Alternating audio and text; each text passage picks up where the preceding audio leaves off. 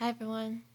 Welcome to our first podcast in a long time. I think our first podcast that we've recorded since being here, not including the Law of Being recordings. No, we haven't done any recordings here. Yeah. So maybe I feel like this is the first. I kind of want to release or like delete the ones from the old home and just start fresh. Yeah, why not? It's just like the monks who do the rice artwork. Yeah. They just get rid of them Yeah. and practice non-attachment. The sand. Yeah, the sand. The sand. So I thought so today's topic, we're going to talk about Japan. We're going to talk about our time there. Um, this is something I've been wanting to write about. I've had it on my to-do list of writing a blog post about it. It's just so big. I thought, let's just record a podcast episode about it. And in doing so, that'll allow people to get to know us as coaches, because to know us as coaches where we are now, it's probably helpful to know about our time in Japan. Yeah, I agree, because when you choose a coach or you choose a teacher or someone you want to work with in depth, it's important to understand their journey and the work they do in order to show up whole or full for you, the client. Yeah. Yeah, so we're going to talk all about Japan, what we learned there. I don't know if it's going to go in chronological order or if we're just going to bring up topics that come to mind. We'll see. I thought we'd get started with just an invocation. We have our cacao here. Just a blessing, a prayer, and intention. Cool. Sounds great. All right, so we have cacao criollo today from Guatemala. So just grounding into our space here with our beautiful listeners who are kind enough to receive our story and hear about our journey. We give thanks to this community we are building, whether it's in person or through our YouTube.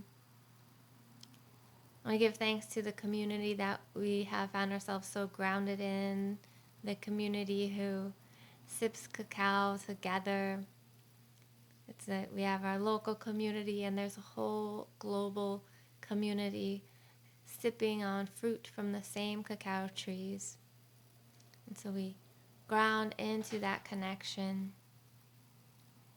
with gratitude in our hearts for the cacao, the seed, the criollo seed, this heirloom strain that found her way all the way to the jungles of Guatemala, where there are families who are operating cacao farms, ensuring that the cacao grows in the wild among rich biodiversity, without any pesticides, just pure nature coursing through these trees, and love of the farmers. We give gratitude to those hands that tend to these trees and harvest the pods of cacao. The hands that pop open those pods and remove the beans and grind them, and every step of the way, we give thanks for the process that it takes for the cacao to leave the jungle and find her way into our hearts. Part of the prophecy is that when the world falls out of balance, when humans forget our connection with nature, cacao leaves the rainforest and travels among the north to open our hearts and restore the planet to harmony, restore the balance.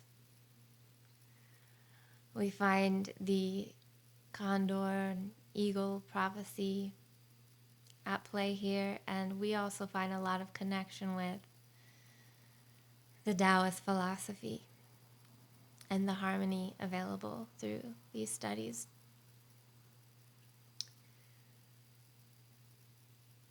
With thanks for every step of the process for the cacao to reach us, we bow our heads, offer thanks, and set our intentions, inviting the cacao in to help us speak from the highest high, to speak from love, to trust that all words spoken here today are meant to be spoken, and to trust that they will land exactly where they're meant to land, how they're meant to land, and when they're meant to land. Thank you, cacao.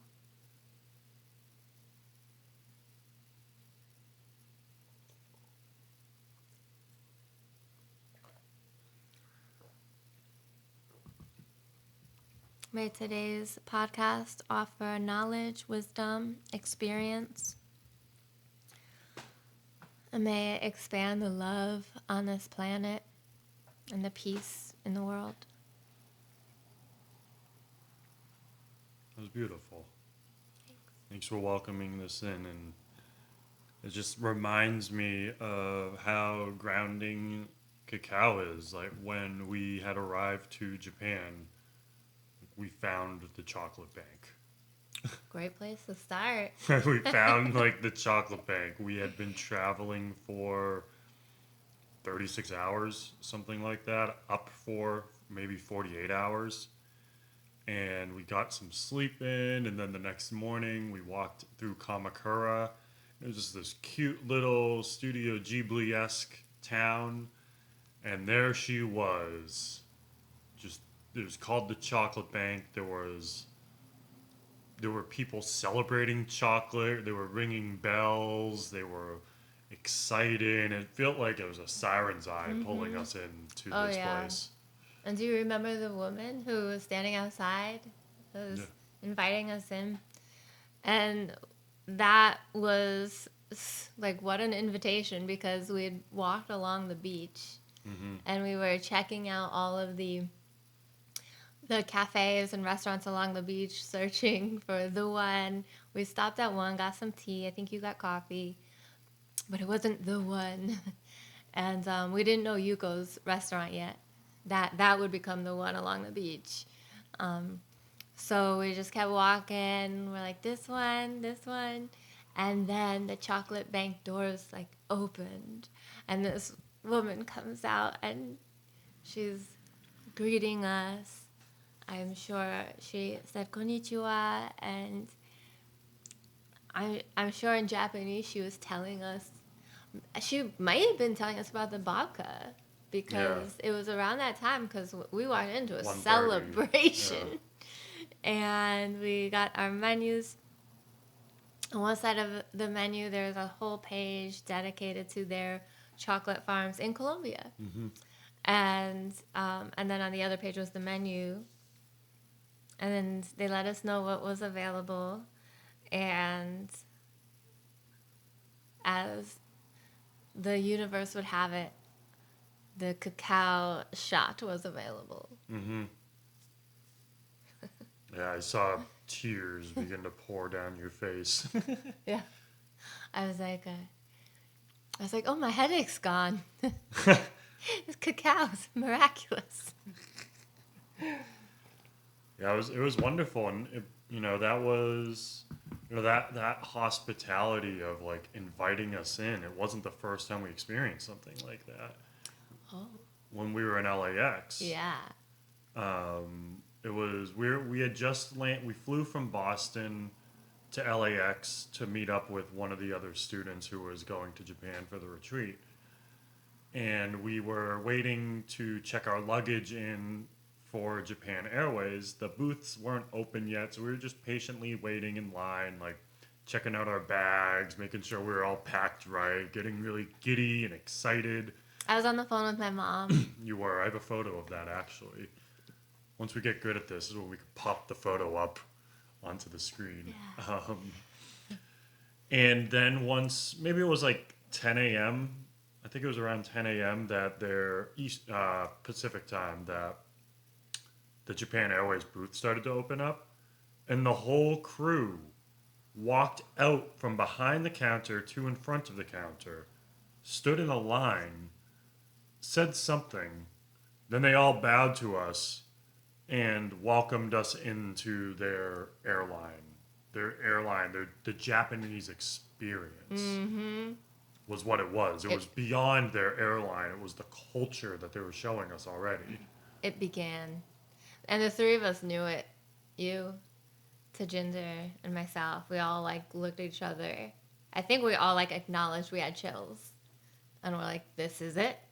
Yeah, We have crossed the threshold now." yeah, yeah. And then shortly after, we were vibrating, and Ginger and our friend was like, "I quit my job for this."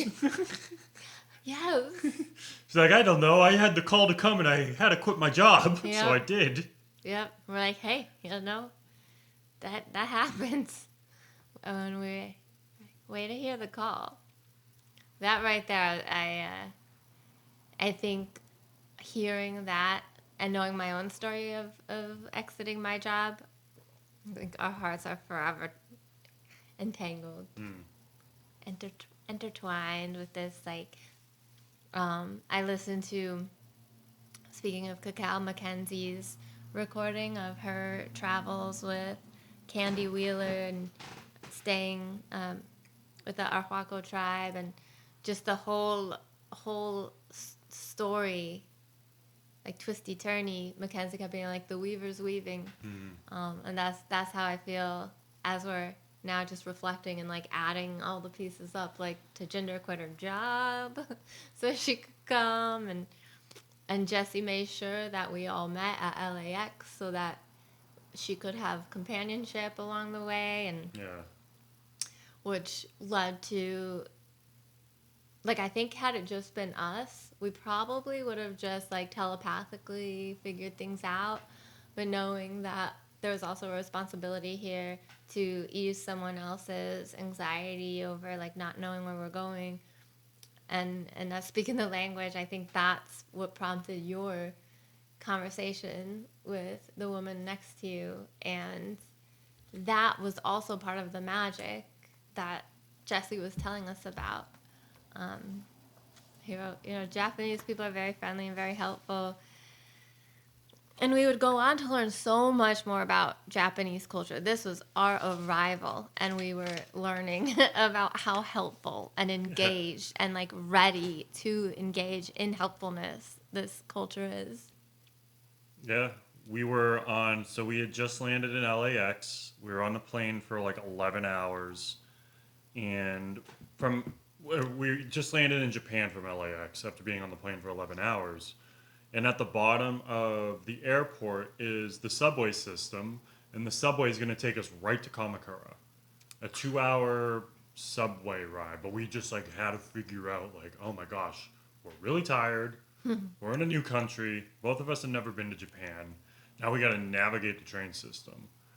Figured out how to get our tickets. Finally get on a train knowing it's heading to Tokyo and knowing we have to go through Tokyo, main city Tokyo, to get to Kamakura. We start to feel our partner's anxiety. It's like, all right, let's try to alleviate this. I asked this woman on the train next to me, pull out my Google phone, translate. I'm just gonna figure out, like, is this how we get to Kamakura? And she wasn't sure what I meant at the time, but then she started to grasp what I was talking about. And then she took out a piece of paper. I don't know if we'll be able to see it on here. Oh, yeah, you can. And she wrote this. And it was like the cutest. And then she wrote at the bottom right here, "Welcome to Japan. Have a nice day." And then she put our headphones on and just like continued on with her. Mm-hmm. But Sheila's like, I never asked her to start looking stuff up. I just asked her if she knew. But she took the time. Like, moments went by, and she's like, you know what? I'm going to, like, look to help these people. Very different experience coming from what I'm used to. I lived in Boston for 11 years. I took the T every day. Um, if anyone who's listening to this has lived in Boston, rides the T, we don't make eye contact. Hopefully we help. I think if someone is in need, the helpfulness within the New Englanders' hearts will shine. Like like that we overheard a woman on the plane from Seattle to Boston upon our return, and we heard her talking about New Englanders, and she was like, and the difference between New Englanders and the people she got to know in, I think, Seattle. I think she was talking about Seattle, Seattle. West Coast, Yeah, like something. I think Pacific Northwest. And she was like, yeah, the like New Englanders will give you the shirt off their back, but they'll give you shit for it. Whereas the like Pacific Northwesterners won't give it to you, and they'll just be like, why don't you come prepared? So I was like, yeah. Um, so I do think there is a lot of that deep within the heart of New Englanders. Like there is a lot of untapped, like engaged energy, untapped helpfulness. We just really weren't given the model. Whereas if you're born in Japan, you are born into an existing model that has like the samurai way, a model that's thousands of years old. And so I think of it as just kind of like falling into geometry, like falling into the sacred geometrical imprint that's already there, it's already working, and we got to just kind of like surrender into it.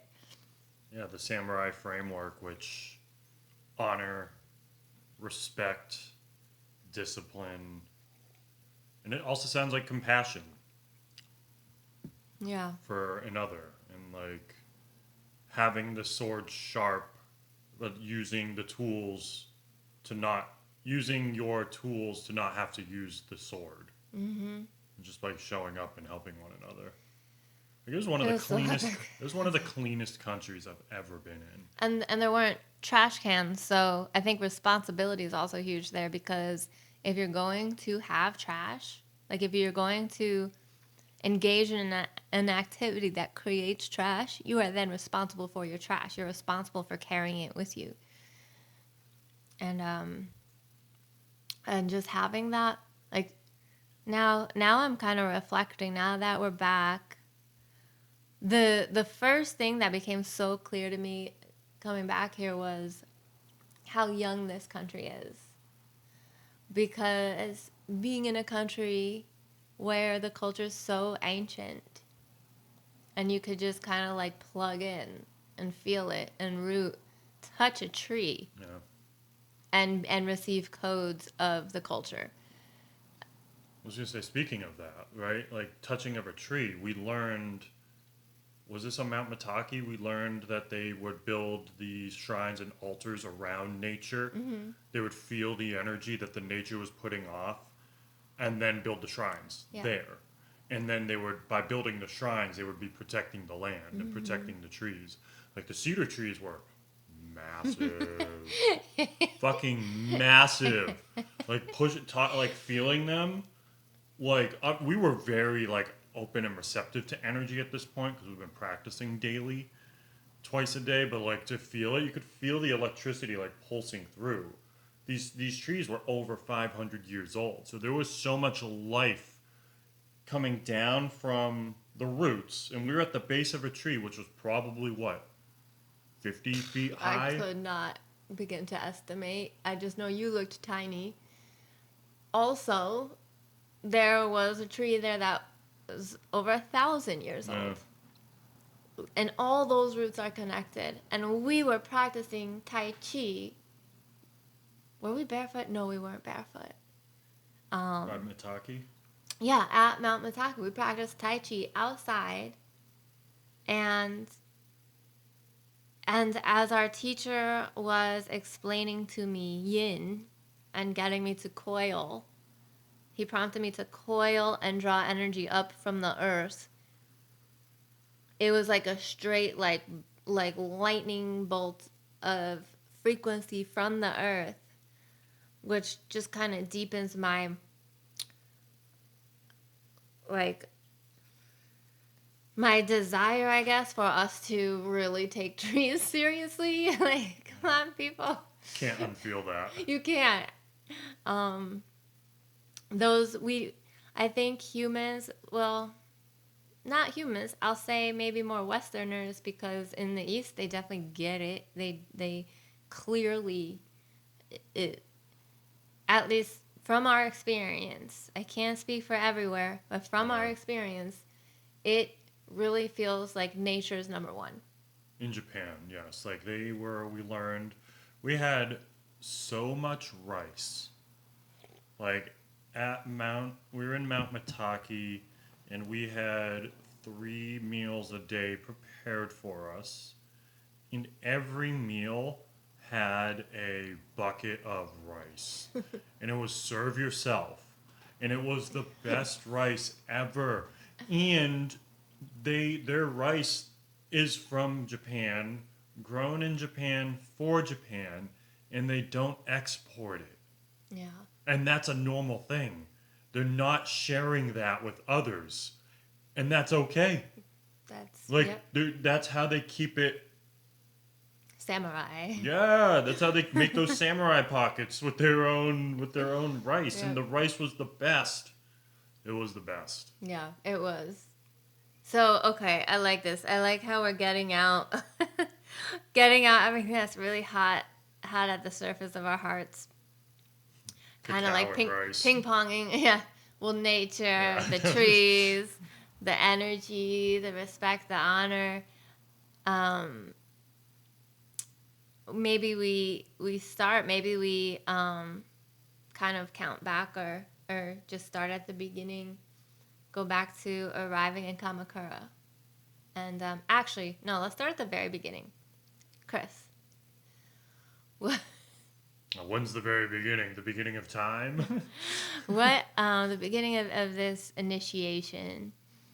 What what drew you to Japan? Oh, it's a great question.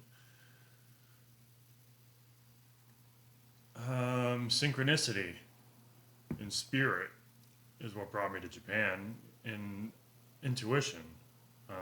Because like this all unfolded due to an intuitive hit that I had in 2021. Yeah, 2021, 2020. 20. You 20. applied in 20. Yeah, so in 2020, when I joined the mindfulness meditation teacher training program put on, curated by Jack Cornfield and Tara Brock, during that program, I was able to pick a mentor. And I looked through like at least 100 different mentors, being like, who's the one for me? And just like, I felt into it, but I felt the vibe off of my mentor Joshua, and I was like, him. And I noticed the times he was hosting the mentor groups, and they're all late at night. Like, this doesn't matter to me. Like, I'm picking him. I'm gonna figure it out. So I picked him, and it was the best choice. Like following that intuition, because it led me to asking him years into the program, like, how can I learn more from you? Months go by, and then he's like, hey, I got a scholarship for you to take this teacher training with my teacher Jesse. It starts tomorrow. Are you in? And I'm like, yes. I'm not gonna say no. It's like, yes. Especially when the mushrooms are Yeah, especially when the mushrooms are kicking. communicating. Trust this. So then this was in. I'm just gonna pause for a second. If you want to read more about that there's a whole blog post on our website under musings. We call our blog post musings, and so you can read about that in greater detail. Nice. So then start learning from Jesse, and this is the first time I've been like new to the Tao, like new to learning this wisdom and philosophy and the practice, and this was in 2022. So at that point, I'm now learning from Jesse, Joshua, and going through IPAC. And Jesse's talking about like a retreat in 2022, and I was like, wow, I definitely want to go.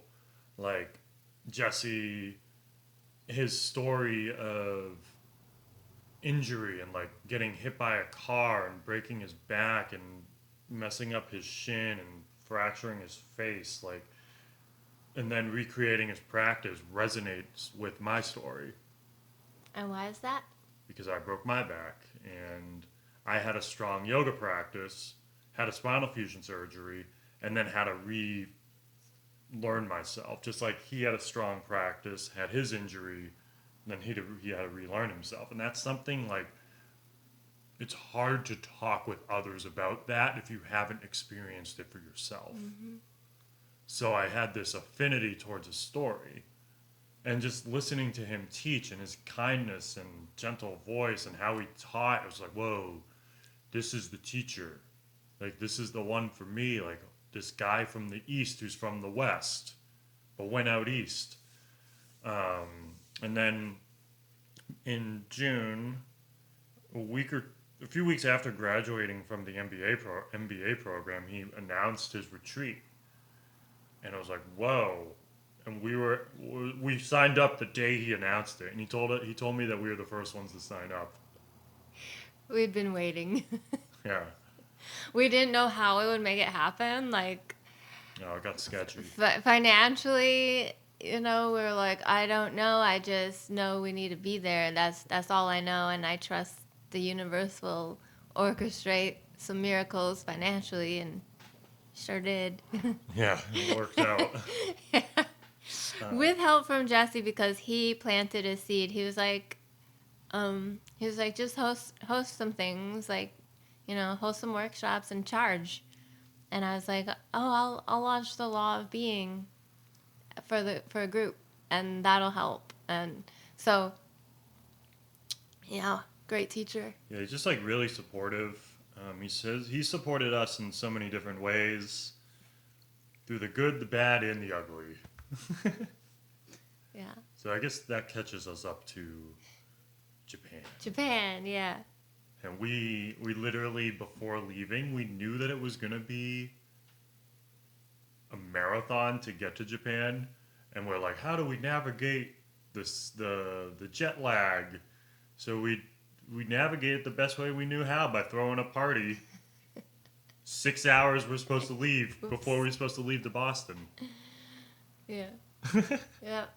We had our friends over. It was beautiful. We had a fire. It was our first fire since moving here, and we cooked. I made a salad. You made pizza with Liam's like shredded, Pork. pulled pork, and Michelle brought that macaroni and cheese, and was it an apple crisp?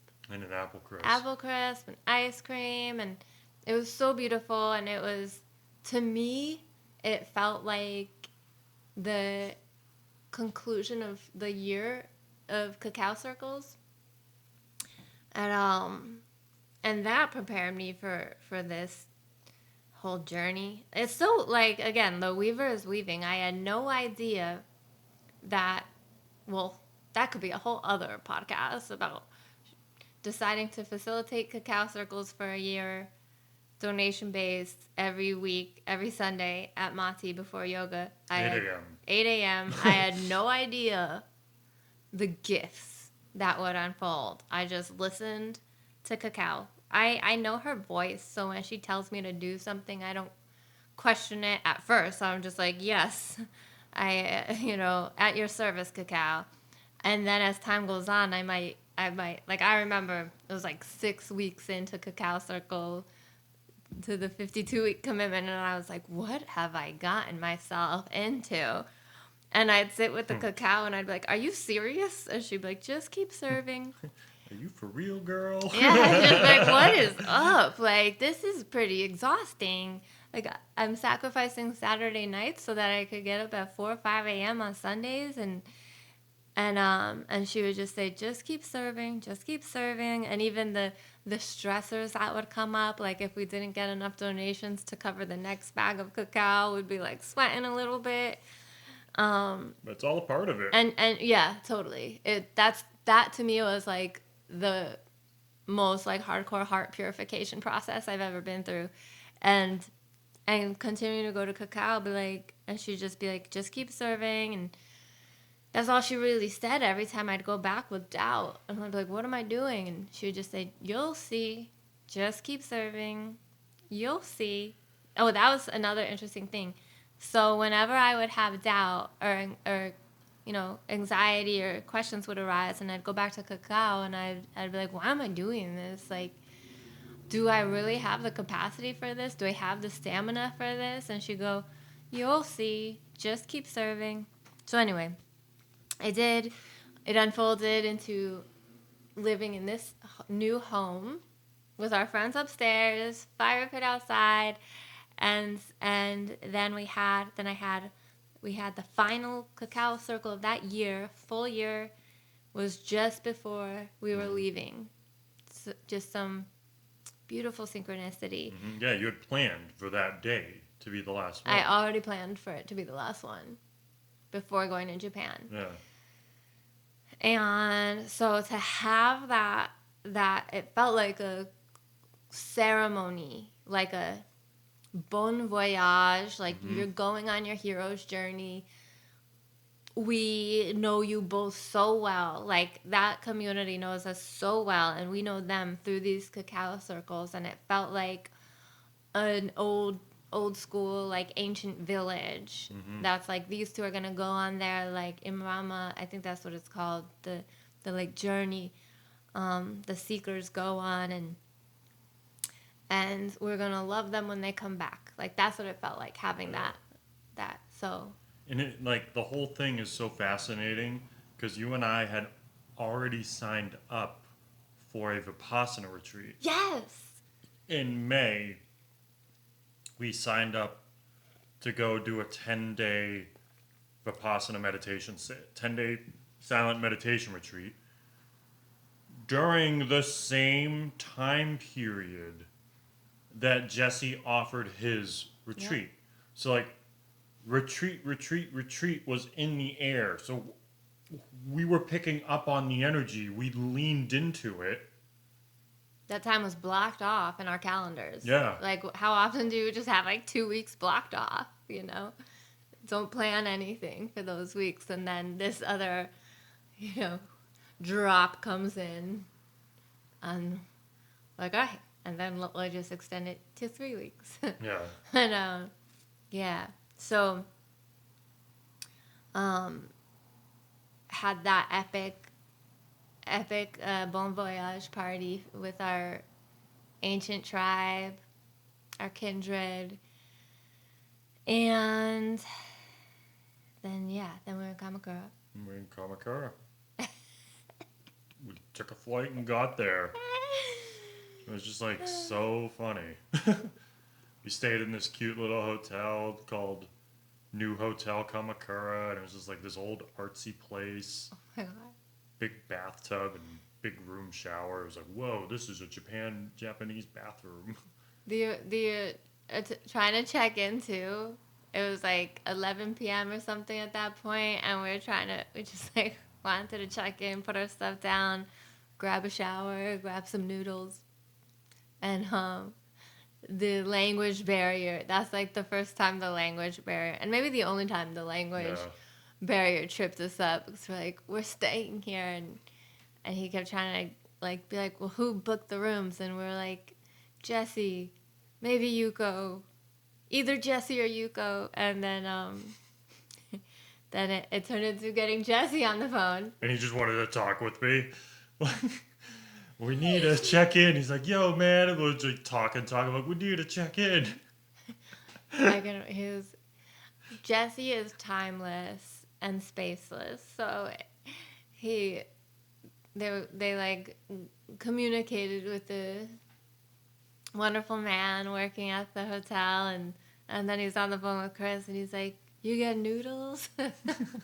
Starts talking about noodles, and then I think he started talking about like what's coming up next or something. All these different things. And I was like, all right. He's like, all right, man, I gotta go check in. And you're like, that felt so weird. Hang up on my t-shirt.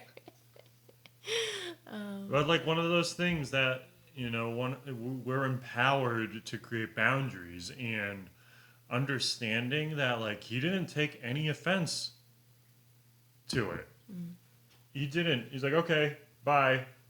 Yeah. There was no like anything from that. It's like, okay, cool. Like that was like something I learned throughout the retreat. Like following him and being on his path and his journey through the retreat and following him like as he guides us.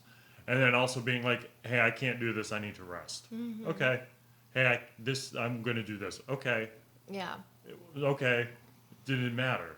Yeah. It was very interesting. I've never had a teacher like him. I like coming back, I've been integrating a lot. I have had multiple ego deaths. It reminds me of a lot of the stories we hear from Mm. about people who go and study with Maharaji and even Jesse and his teacher. Mm-hmm. And it is I'm the ultimate heart purification to have a kerfuffle with your teacher and then melt and come back into love, like unconditional love, like the kind of love Ram Dass talks about that he feels from Maharaji. To come back into that for your teacher and then be like, okay, you're the best teacher I've ever had. If that's the journey you led me through to the point where I burned myself down, burned my ego to the ground, Yeah. and came back being like, thank you. You know? Thank you for holding me as I scorched myself, thinking I'm scorching you, but it just like gets redirected. Yeah. Yeah. You're like, you're mad at the wrong person. There's no group here going into the bath. Yeah. Yeah, so, When so I- to yeah. New City Hotel. New City Hotel. Go new get some new noodles. new Hotel Kamakura. Oh yeah. The noodles. This is my main motivation. First, I've been studying Japanese on Duolingo. I don't know how like good it is or accurate it is. It's just what I'm doing right now. And my main motivation is so that we could go back to that noodle place and I can read the menu. Is I mean what we ordered, like that was banging. And I know how much I personally like I love reading menus. Yeah. You know, like I love knowing what ingredients are in there. Like I eat with both my eyes, my nose, and just being able to read the menu. Yeah. That was a great. That's a dream. That Yeah. was a great experience. Like it was this. Jesse's like, you got to check out this noodle place. So we walked. It was almost midnight at this point, I think, and we walked to it. It's this small shack. This small, not shack. It's not a shack. It's in a building, but it's a small room in this building, and it fit 15 people, 16 people. Yeah. It kind of reminds me of again, if there are any Boston listeners going to eat in the North End, and you kind of like sit with everybody because it's so small, but Yeah, we intimate. We made our order. The guy was very kind, gave us a free beer. I was like, I wonder if he felt something off of those. Like, they need this. Yeah. He felt our travel. Here's an ice cold beer. Yeah. It was good. It tastes like a Coors Light. The noodles were amazing. The fried rice, best. That was the best fried rice I have ever had. We Yeah. were so happy. Our introduction to Japanese rice. Yeah. It was a great fried rice. Yeah. It was so good. And then went back, went to sleep, woke up, and just started walking around Kamakura. Mm-hmm. Started take it all in, and just like, for those of you who have seen some of the Studio Ghibli films, like we were walking through those types of downtowns. Yeah.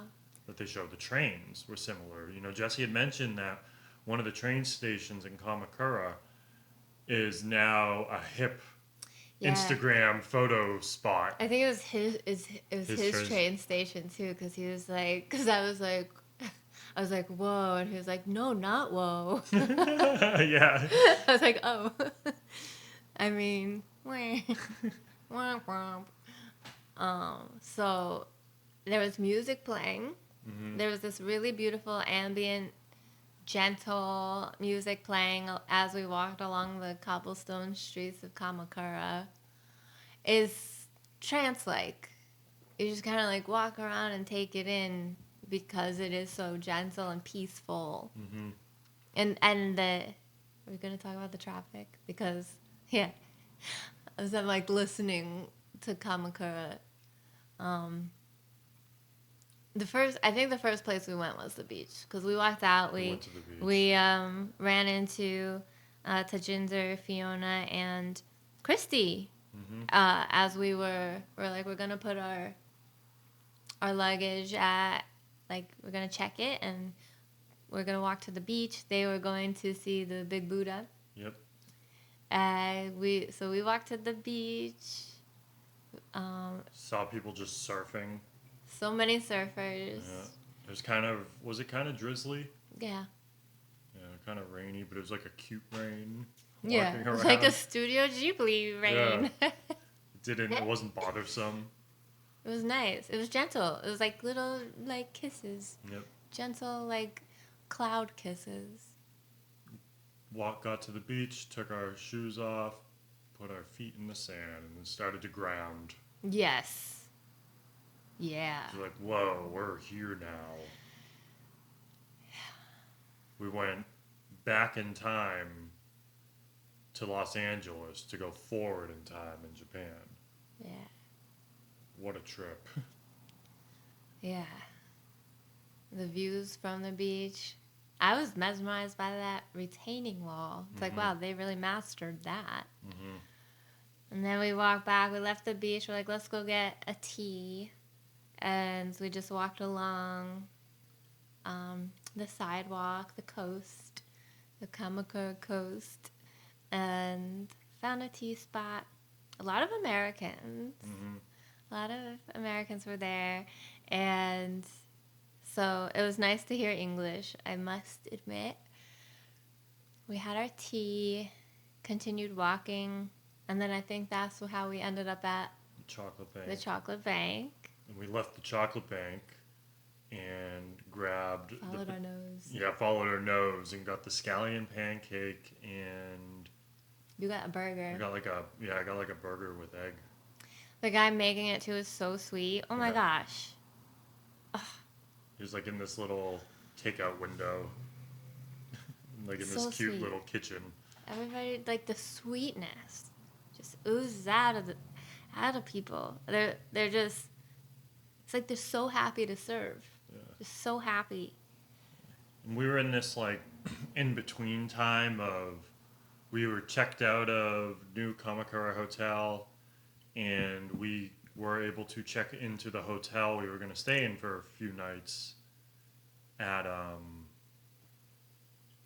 We Stay or We Base. We Base. It was like a nice hotel. We were going to be there for 2 nights, but check-in wasn't until like 3 or 4 o'clock, so we had the afternoon to fill before meeting Jesse in person for the first time and going out to dinner.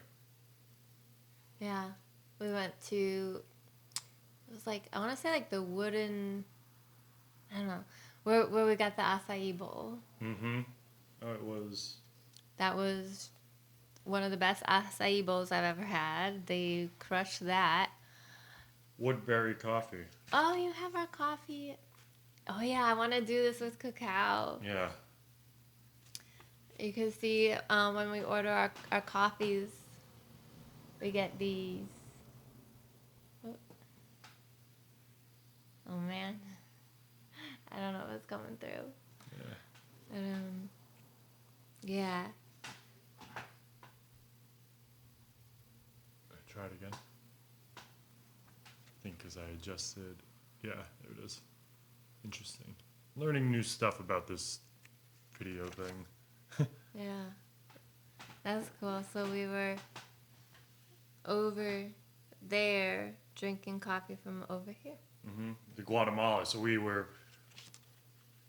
there It's your friend. for 24 hours, and we're already drinking drinks from Guatemala, which we're used to, and cacao from Colombia, which we were about to get to know. Because we hadn't had the Arhuaco yet. Yeah. Or Wait, had we? Did we just buy that 1 pound we bag of it had, before? yes, we had the 1 pound bag. Yep. The Arhuaco was definitely with us because when we got to Mackenzie's Maui, I was already familiar, Yeah. and we got to be like, "Yo, the Arhuaco," Yeah. and that opened up into that conversation.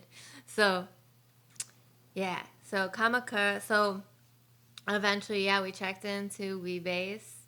The walk there too. We we could not get enough of walking around Kamakura. Like couldn't get enough. We had all our luggage. Yeah. Like I was carrying. I think my luggage weighed probably 50 pounds in total between my 2 backpacks. Yeah.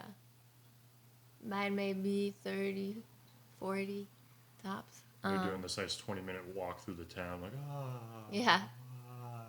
Just like wide-eyed, childlike wonder in a completely new place. And we saw so many places. I was like, oh, I want to try that place out. I want to try that place out. And then as we're walking, we were getting to smell the air and realize we're getting closer to the beach. So that was pretty awesome. Our hotel was a short walk from the beach. Yeah. Actually, the walk from our hotel to Yuko's restaurant, that became my favorite walk. So we checked in, showered, and got ready for dinner. Wore their pajamas. Yeah, briefly wore their pajamas. Cause that's the night we met up for dinner, right? And I remember everybody was meeting in the lobby of the hotel, and I went to the bathroom and I heard Jesse and Yuko arrive, and I was like, of course I'm in the bathroom when everybody's meeting our teacher for the first time in person. And then then I came out and saw everybody standing in the circle. You looked handsome. And Daniel and Roberta were there, and Patrick was there. So people I hadn't met yet, all in this circle, which was also just exciting. We're going to be spending 12 days together. 12 days. Who are you people? Yeah. What are your names? Sounds like a science experiment. I think it was. Based on all of our experiences, I think there was definitely a science experiment at work. But yeah, we stood in a circle, and then that's when Jesse and Yuko handed out our Suico cards, and they have this amulet that they had made, and it's made out of old kimonos. Yeah, this they had made out of old kimonos for everybody, and you can see that's our train cards. They loaded them up with yen. So when we went to the trains, much like, again, if you're familiar with Boston, the Charlie card, though I think every subway system probably has something like that, where you just bloop, and the doors open, you board your train. We fell madly in love with the train system there. That could be a whole podcast topic. So we all got our Suico cards, and mine says Rachel Dow.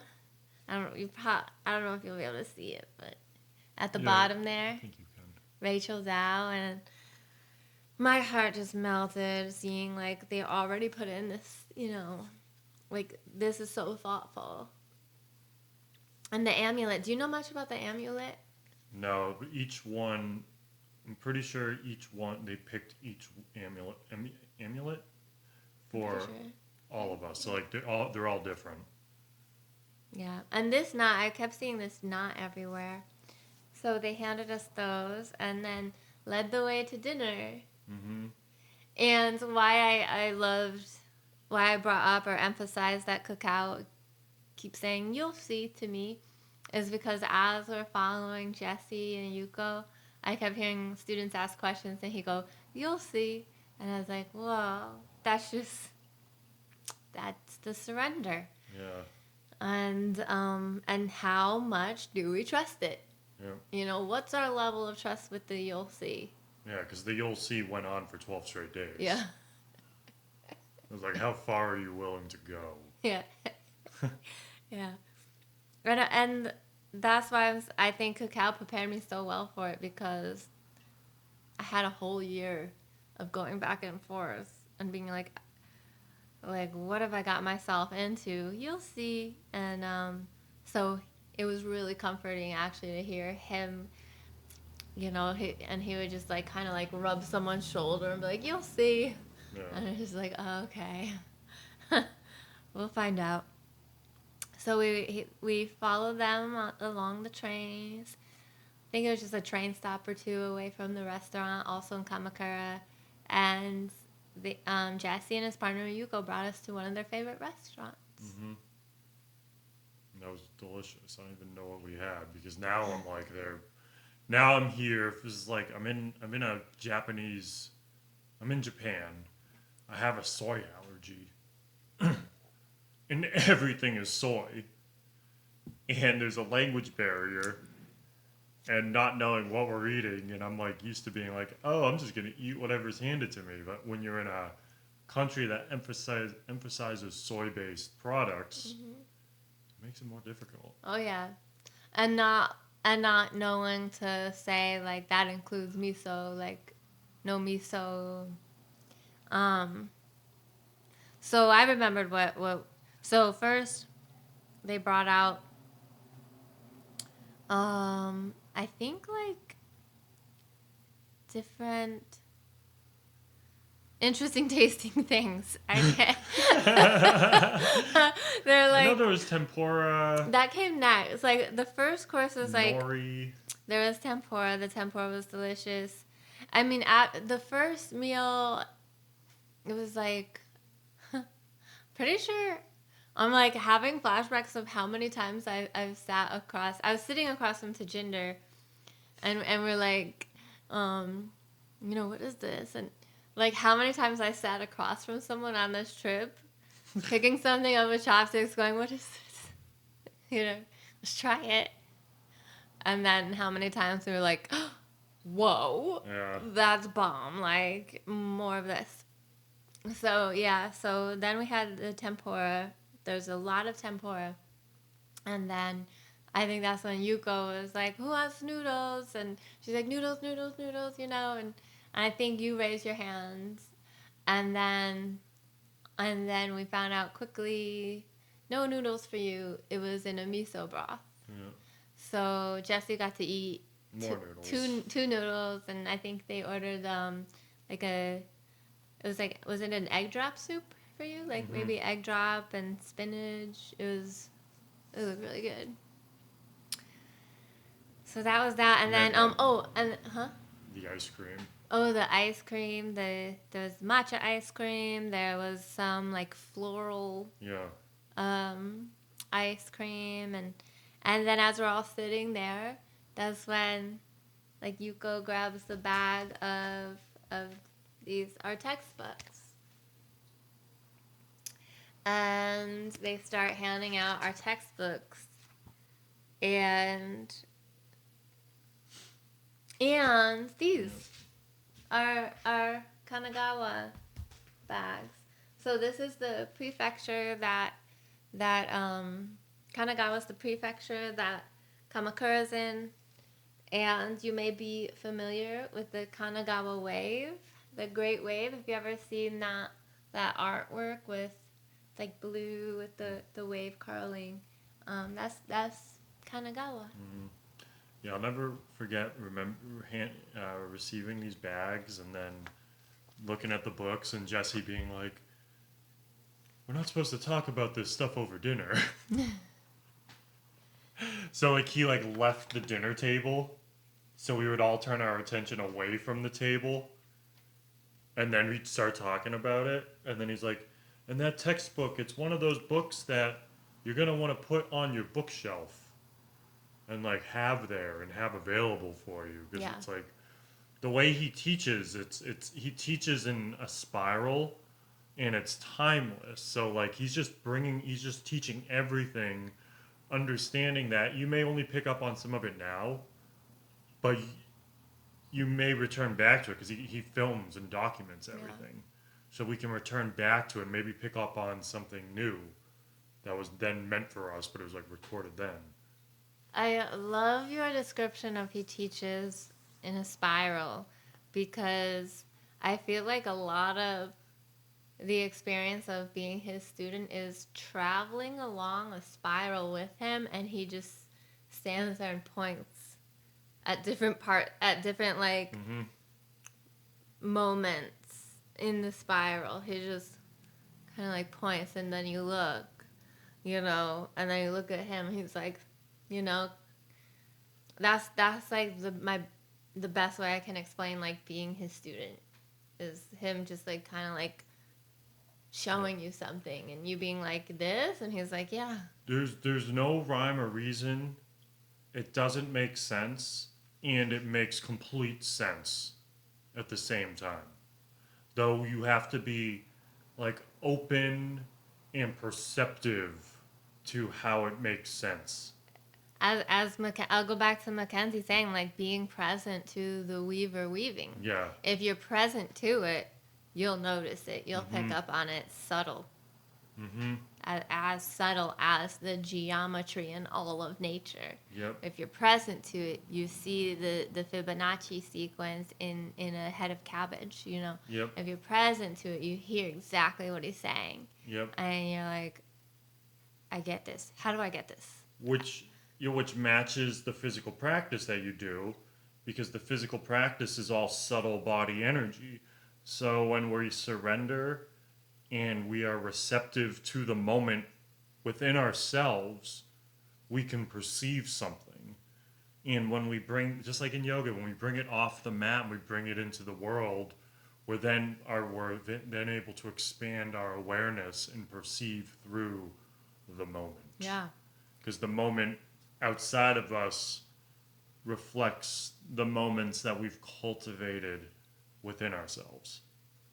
Which brings us back to being present in an ancient culture Mm-hmm. that has their imprint, their vibrational imprint, so deeply woven into the fabric of the organism. Yeah. Like the Japan, like the culture, they are one organism functioning harmonically. Yeah, and remember after after dinner, we started walking through the city, and then we walked through the cherry blossom row, which led to this epic temple, which had the spirit rock.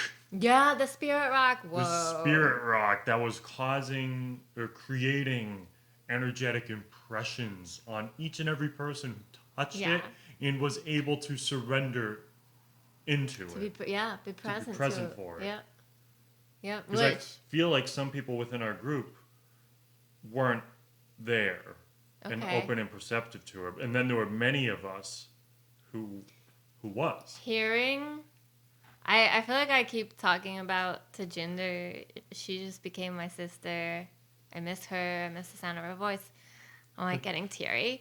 But when she touched I love it, you, Ron. I miss you, Ron. what's that from? Anchorman. Oh. When all this is figured out, let's get a place and move in together. What part of Anchorman was that? Oh god, it was Champ Bailey talking to Ron about like the pancake breakfast. Maybe it was like the pancake breakfast thing. I don't know why I don't remember this, but we'll have to watch Anchorman. Maybe, I guess. I don't know. Hollywood people. We'll save that for another podcast. Yeah, the Hollywood people. um, but Tajinder touched it, and I hope this is okay sharing. If anyone who's on the trip with us sees this and is like, don't share that story, we'll take this down. But this was so precious to me after Tajinder put her hands on the rock, and then she was looking at us, and she was like, oh, and she was like, did you see that? And the people like around her were like, what? And she's like, I saw your energy to us. And she's like, did you see that? And she was like going like this with her hand, like, and I could see her aura. So like she was saying that, and as I was seeing this like golden aura around her, and she had this like childlike hue of awe and wonder, and like this like really bright spark, and And yeah, so that was Spirit Rock, and we walked to the place where they practice the samurai practice the like Yep. the archery on horses. Yep. Can you hold that thought? I Of want to course, add one yeah, more thing about the Spirit Rock. yeah. So, just for context, for anyone who has played the Zelda games, Oh yeah, in the Zelda games, when you walk the worlds, there's these rocks there that give you the wisdom. This was one of those rocks. So, like, the Zelda game is based on, like, the elements and true to their culture. yeah. What did you feel when you touched the rock? I felt electricity. I could feel it like breathing. It was really calming, and because like most of my mystical experiences come through not like visually. Like I can see people's auras, but I see it through their molecular structure. It's not necessarily like the hue or Mm-hmm. the color that they emit. But like most of my like experiences are like that, and for myself, I just like feel this like dematerializing. Ooh, yeah. I feel this expansion of my molecules. Like my hand's here, but I feel like the molecules that make up my hand and my body have more space Yeah. between them. Yeah. Like I'm like opening up a bit more. Expansion. Yeah. Cool. How about your experience? I felt so the first time I put my hands on it, it felt really warm. And then I felt like a circular motion moving through my body. And then I was like, it was like kind of like being plugged, maybe like an electrical Mm. being plugged into a socket. I could just like feel circulation. And then I was like, okay, that was cool. And then it was like after I took my hands away and tried to like take steps that I felt really lightheaded Mm-hmm. and like disoriented. And then I felt like I was on drugs a little bit. Like Mm-hmm. everything looked a bit like magical. Mm-hmm.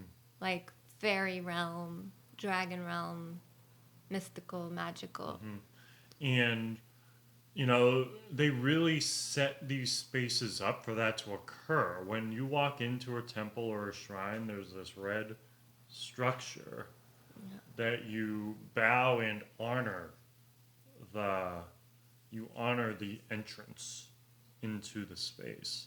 And we later learned that was it concrete? That bar that you walk over? I just know, yeah, There was a lip. So yeah. when you walked through the entrance, there was this noticeable lip that you had to step up and over. And we later learned that was to help ensure ghosts don't enter. And if you step on it, the ghosts can take a ride with you into it. Yeah. So I remember learning that at the stairs at Minobu. Mm-hmm. Like we were like entering the stairs. But I thought we like went over something. No? We didn't go like over Yeah, like we had to like walk. we walked up and over the lip. Yeah, I thought that was the ghost thing. I th- yeah, it was, and I think it translated to the other ones Okay. too. But that was just the first place we Someone had learned about it. Okay. Okay. Cool. Because that was Ken shared that with us. Monk Ken. Yeah. Yeah. Okay. Yeah. It was very these. There's a lot of intention put into the creation of these spiritual places. Yeah. And you also you walk in and there's like a ladle and you rinse your hand, rinse the other hand, rinse your mouth out so you're clean as you enter this temple. And it's not like and then then you put more water in your hand and rinse the handle and place it for the next person. In Japan, there's a lot of consideration for the next person. So, yeah, it's just so amazing walking into a space that big, because it's not like walking into a church or somewhere like defined. Like, you're not walking into a defined structure except for the like red gate. But there's so much open space around Yeah, it. you You could can walk walk in from around. any direction. Yeah. So to be present to the fabric that's already there, that's imprinted there. Fortunately, we had amazing guides with Jesse and Yuko, because we could just follow everything Yuko did. If Yuko bowed, we bowed. So I'm so grateful because it would be tragic for us to miss out on those cues, because we love honor, we love respect, we love the sacred, we love ancient lineages, and we love shamanism. Like, I mean, we're Pisces. We love the mystical, and we feel it when we're tuned to it. So it, like tuning forks, there was a tune there, and the Japanese culture, like they know the tune. Like, people from there, they're tuned to it. We maybe not so much. So having Yuko there to just tweak our tuning, Mm-hmm. so that we could be present for it and present to it, so that when it shows up, and we knew, like, from that point on, we're like, every time we saw one of those structures, we made sure to bow, and every time we left, we turned and bowed. So yeah, we're still on night one. Yeah, night one after the dinner. Like, it was just incredible. Walking through, just kind of seeing it at night, being like, and just in complete awe. And there was a lot of curiosity present with not knowing how the retreat was going to unfold or what was in store. Like, we knew we were going to be going to different places, but we didn't really know, like, the journey we'd be going on, and that we'd learned about the journey very quick the next day when we practiced. And then we practiced for an hour, and then we were gone for 12 Yeah. in the same town. We didn't go back to the hotel after we left for brunch. We just went. To Ginger carry that huge backpack. Oh my god, I love her. I love her so much. She, like, every time I think about her, I smile. I'm so grateful for the not knowing, because in the back of my mind was the assumption, just always there was this assumption, we're gonna get some rest soon, or rest is coming, or a pee break's coming, even just a pee break. Rest is coming. Not knowing and just following and surrendering was the best, because had someone told me that next morning, we're gonna practice at 9 and then go to breakfast, and then we're gonna be walking Kamakura for the next 12 hours, I would have been like, what? Like, when are we gonna rest? Like, because at the time, like, the practice we were doing, it was not an easy practice for me. Like, it was rigorous, like, to, We started with the dragon and tiger Qi Gong. yeah. So it took a lot. I don't think I really felt felt ease with the practice until like week 2, until we were actually unlocked in Mataki, and then I was like, now I can just show up and practice. And so practicing twice a day, and not knowing when there'd be rest, I'm glad I didn't. I'm just saying, I'm glad I didn't know what I didn't know. What, yeah, what, how do you think that has influenced you moving forward? Like, surrender and not knowing and pushing yourself to that extent?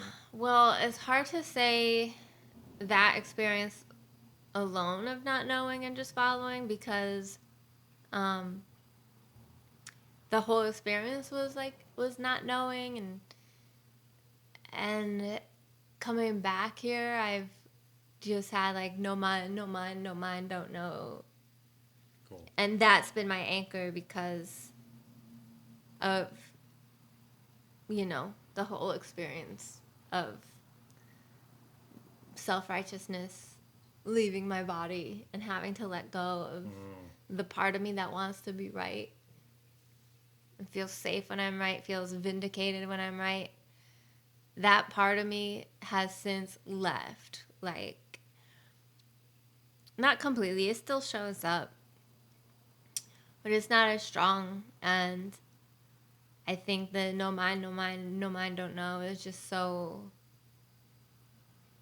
like it's my anchor now.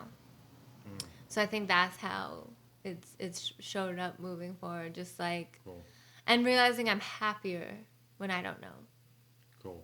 Like I get angry when I think I know, or when I try to know, or think I know better than someone else. Anger comes up, and that's the part. That is an emotion. It was new to me as of like 2016, 2017. This anger arose, and I felt like this young wild dragon just wanting to torch things that didn't understand my journey as a woman on planet Earth with a womb and my passion and fire um and I compare it to Zuko. I was a lot like Zuko, accidentally burning friends, burning loved ones, and through this experience, I graduated to Uncle Iroh, where I'll use my fire to warm my tea, and if I ever really need it, I practice and I practice and I practice. I use my fire to practice. I harness energy.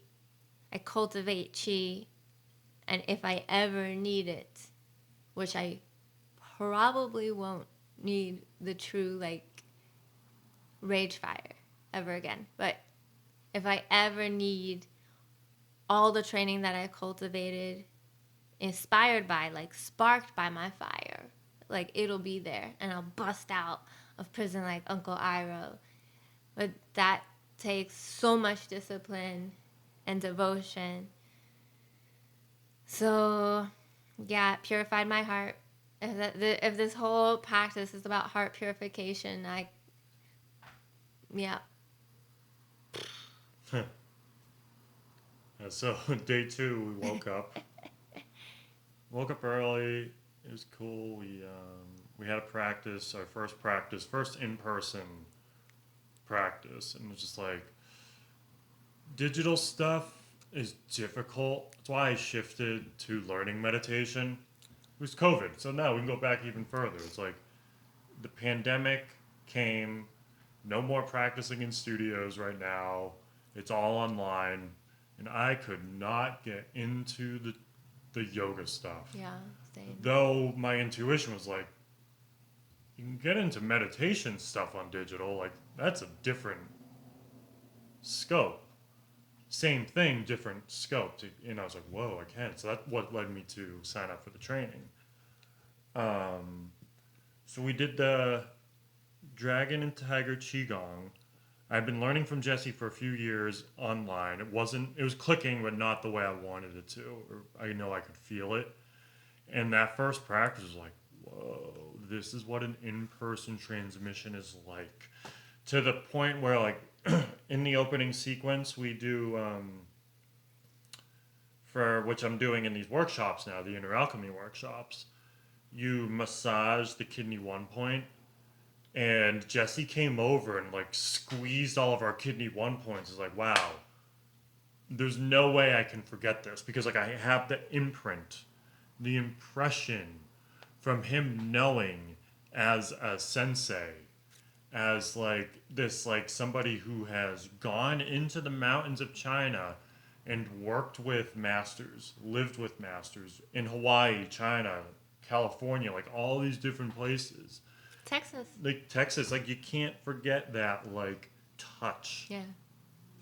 So we're like sitting there, even like when was it day 2 when we were standing and he's just like And I was just gonna say his sound effects too. Like for me, sound is huge, and I'll never forget when he pushed my kidney 1 point. He went pow, and I felt it, and I was like, oh my goodness, that is a sensation. Yeah. I didn't necessarily feel pain, but it was like the pow was an accurate sound to describe what I felt in my foot. Yeah. And watching him go around and apply that same pressure to everybody's feet and watching the different reactions was so interesting.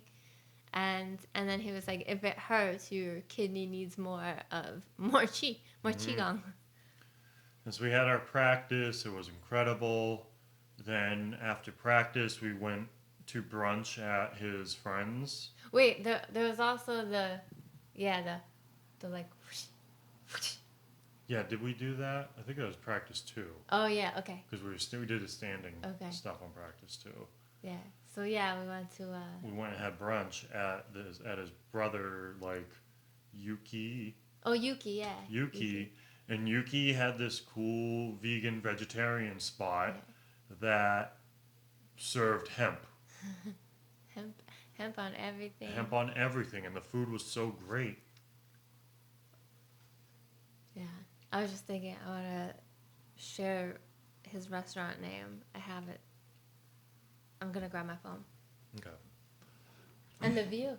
Yeah, the Yuki's restaurant was in front of the beach, so you could see the beach from his second. It was a second floor of like a 3 or 4 floor building. You could see the beach, and Rachel and I we saw these seats like that. You could see the beach, and they're like, "No, you can't sit there." And it was like interesting to hear that because the spot wasn't open. It was like specially reserved for us. And then Jesse started to explain to us how order is so important for the culture that sometimes they can't see beyond it. And like even just moving 2 plates was gonna just change everything. It was the rules. It was the rules. That's why we got the Gaijin cards. Yeah. So we ended up getting our seat. We had this delicious meal. And it was hot that day. It was like 90 degrees. It would have been at least 90 degrees, super sunny. After our meal, after feeling like nice and nourished, we had rice, avocado, the hemp seed. Maybe there was an egg because I think he was serving us eggs. Mago Koro, right? That's it. Mago Koro. Mago Koro. And he grew his own food. Yeah. That he grew the food that he served. It was just like, whoa, this dude's a farmer and he serves his food. And we ate there maybe 4 or 5 times. That's all? Yeah. Oh. We forgot. Wait. Oh no. Wait. We're still. It's this day where we ate above that restaurant. That was. So we left brunch at 11. Yeah. And yeah, 11 between 11 and 12 we left brunch. We returned back later at like 9 or 9:30 and had dinner at this Thai restaurant which was directly above. Yeah. It was like a family style Thai dinner. And that was after this full day. That was after the full day of going to Hasadera Temple. the Hasadera Temple and then walking to Kensho-ji, which was an adventure. We walked because we missed the bus. Hasadera Temple. Again, just the not knowing. I had no idea where we were going. We're just following. Like, this is pretty beautiful day. So sunny. Yep. So hot. And we were led to Hasadera Temple. And the vibe there was like,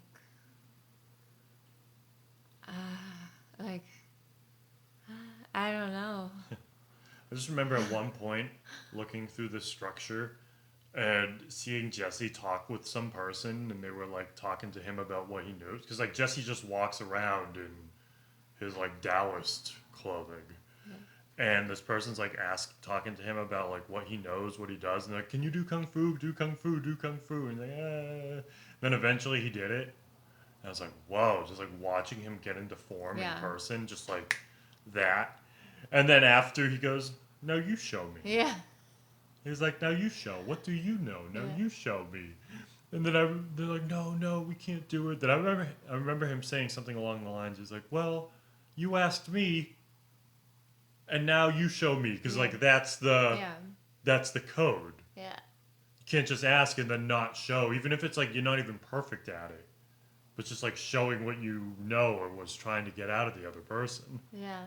And he wasn't saying it in a kind. He was just like, just No, matter of fact, yep. very It wasn't gentle. loaded. Yeah, no, It wasn't like anger. It wasn't right. angry. It wasn't loaded at all. It was super gentle, and then I think I heard him say like, I teach, I teach and to come learn, Yeah. to come study with him. I hope they follow up because I mean, meeting him out in the wild like that, watching what he It's did, part of destiny for like, that yeah, person. and watching him like, Yep. you know, Back to perception.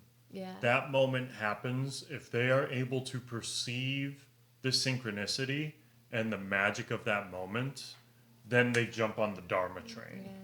If they're present to the weaver weaving, They were like all the stories, like you have to, like you can meet the teacher. The teacher happens by chance. Like he was telling us stories about him just meeting his teachers by chance because he was at the right place. yeah, Like the same thing occurs for all those people who are at that Hasadera temple. If they're like able to like slow down and perceive everything around them, it's like if they're a seeker or have that call, it's like there it is. it's those little moments, like even being present to him lighting the candles in the cave, Mm-hmm. and Oh, the tiny, yeah, oh, the tiny cave, the secret tunnel. secret tunnel. We got to explore a secret tunnel. So yeah, we all like got into Hasadera Temple. He demonstrated kung fu. It was like watching a firebender. And then we just following the leader into the secret tunnel. The tunnel was beautiful. I could Um, hardly walk in it. yeah, it was It was rough for small. Chris. There were a lot of small people, like my size people, Lilliputians, going through the tunnel. I think we probably enjoyed it more. We got to really be Surrender present. to it. Yeah. If you're like, you know,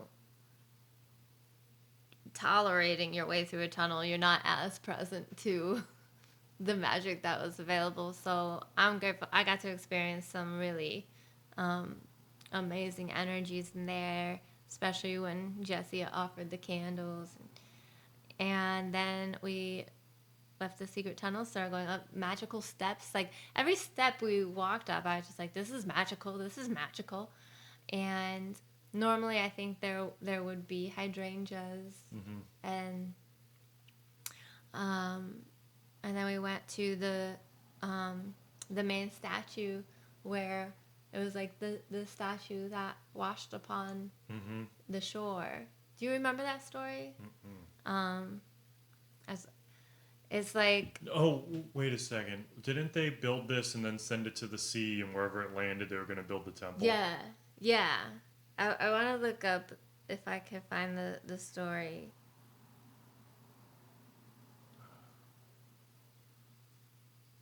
That was gorgeous. We took that like side quest hike and was able to see the whole Kamakura coast. Yep. The it's like Prospect Path or Ocean View Path. There's different names for it. Sometimes it's the Hydrangea Path. Okay, according to legend, Hasadera Temple was founded in 736. Can we even conceptualize like Sounds 736? like my phone alarm. Right? Yeah. This occurred, so the story goes, after the monk Tokudo Shonin found a huge camphor tree in the forest of Nara in 1721. He cut the tree in half and carved two statues of the 11-headed cannon. The smaller lower half was placed in what is now Hasadera Temple in Nara Prefecture. It's not in Kanagawa? Huh. Oh no, that was the smaller lower half. Yes. Okay. So the larger upper half was thrown into the sea and washed up on the Miura Peninsula in 736, and a temple was soon founded to house the sacred image. The statue stands 9.3 meters tall and is covered in gold leaf, which was added in the 14th century during the Kamakura period of Japanese history. So it's located about halfway up Mount Kamakura. Yeah. I could go on and on reading the official history, but we didn't know any of this, which again is like the not knowing. I think it also, for me, planted a seed of, well, I'm going back there now that I know, because not knowing and being told like on the spot, and also the way that Jesse tells us things is very like he'll kind of like casually, quietly like point, and he doesn't like get the whole group's attention. It's like if you happen to be around him at the time that he's teaching or sharing history, like good on you, but you're not always around. So like being around while he's telling this, it's like, wait, what? Like here, like we're gonna see this statue, and hearing about the I forget the name, like the Buddhist name, but the Buddhist version of Saraswati. She was also there, and we got to see the Jesus, the statues, Jesus. The smaller ones. Yeah, Yeah. that assist in man, that got a little emotional. It was so beautiful. There was this like running water, flowers, and then the Jesus and the their helpers of when a baby's not brought to term, when there's a miscarriage or a baby's lost, they help the baby, their passage. And so we got to pray there, and then we kept going up and up and up to, wait, oh no, that's a different, I'm like, oh, a map. No, There's a it's different temple that also goes up and up and up. And same day, different temple. So eventually, we saw the view of all of Kamakura from the hydrangea path, prospect path. Oh my gosh, the cicadas.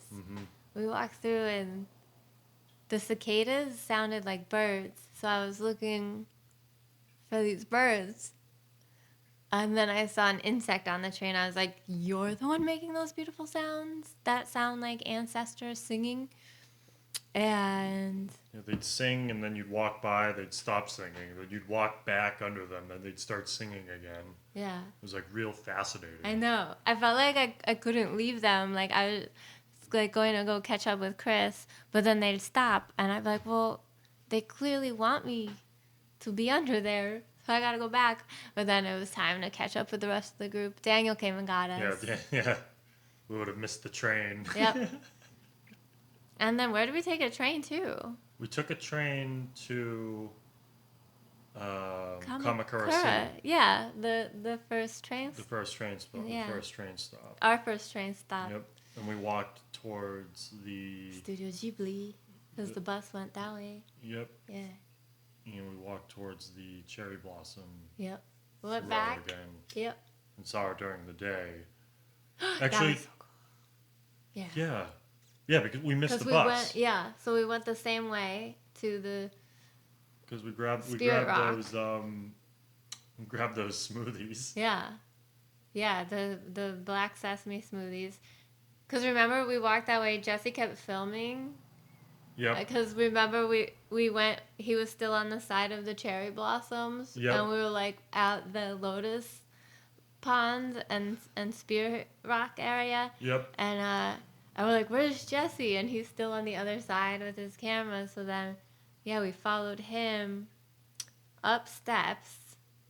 I just remember following him up steps, and he's like talking to the camera, and somehow that led to Kenchoji Yeah, Temple. we walked. We walked. We walked. We walked. Because we missed. So we left Hasadera Temple to take a train. And I give props to Yuko. Yuko, yeah. Because Yuko had all the bus times and train times written down for this. So, like, we hit our train. We go to Kamakura Station to grab a bus. We grab the smoothies. We miss the bus. Then there's like, do we grab cabs to go to Kenchoji, or do we walk? Well, like, we'll walk, not knowing how long of a walk it was. Because we walked through the temple again, paid homage to a different shrine within it, left because it was on the way, then walked up this road. And it was so hot and it was so sunny. And then we got to Kenchoji Temple, which is the birthplace of Zen. And it's been around for, I forget, does it say in here how long it's been around for? Kenchoji is the first ranked of the 5 great Zen temples in Kamakura and is the oldest Zen training monastery in Japan. It was constructed by order of the Emperor Gofukakusa during the regency of Hojo Tokiyori, 1227 through 63. Work was completed in the 5th year of the Kensho era, 1253, from which the name of the temple is taken. Cool. The founder of Kenshoji was Ranke Doryu Lanhi Daolong, 1213 to 1278, a Chinese Zen master of the Sung dynasty. He left China in 1246 to teach Zen in Japan, spending several years in Kyushu and Kyoto before coming to Kamakura to found Kenshoji. After his death, the memorial title Daikaku Zenji, teacher of great realization, was conferred upon him by the Emperor Gouda. This was the first time in Japanese history that such a title was given to a priest of the Zen sect.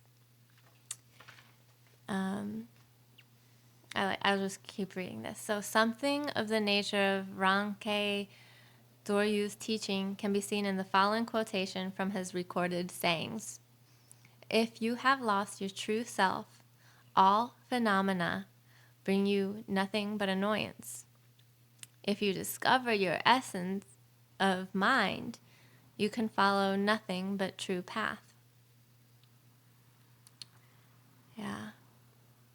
So that was where we It was where we ended where up. we landed next. And it was so cool. We learned about the training school. We learned that there's less than 10 people I think he said like 5. in the school, yeah. Yeah. And we didn't realize we would continue Yeah. to hike. Yeah.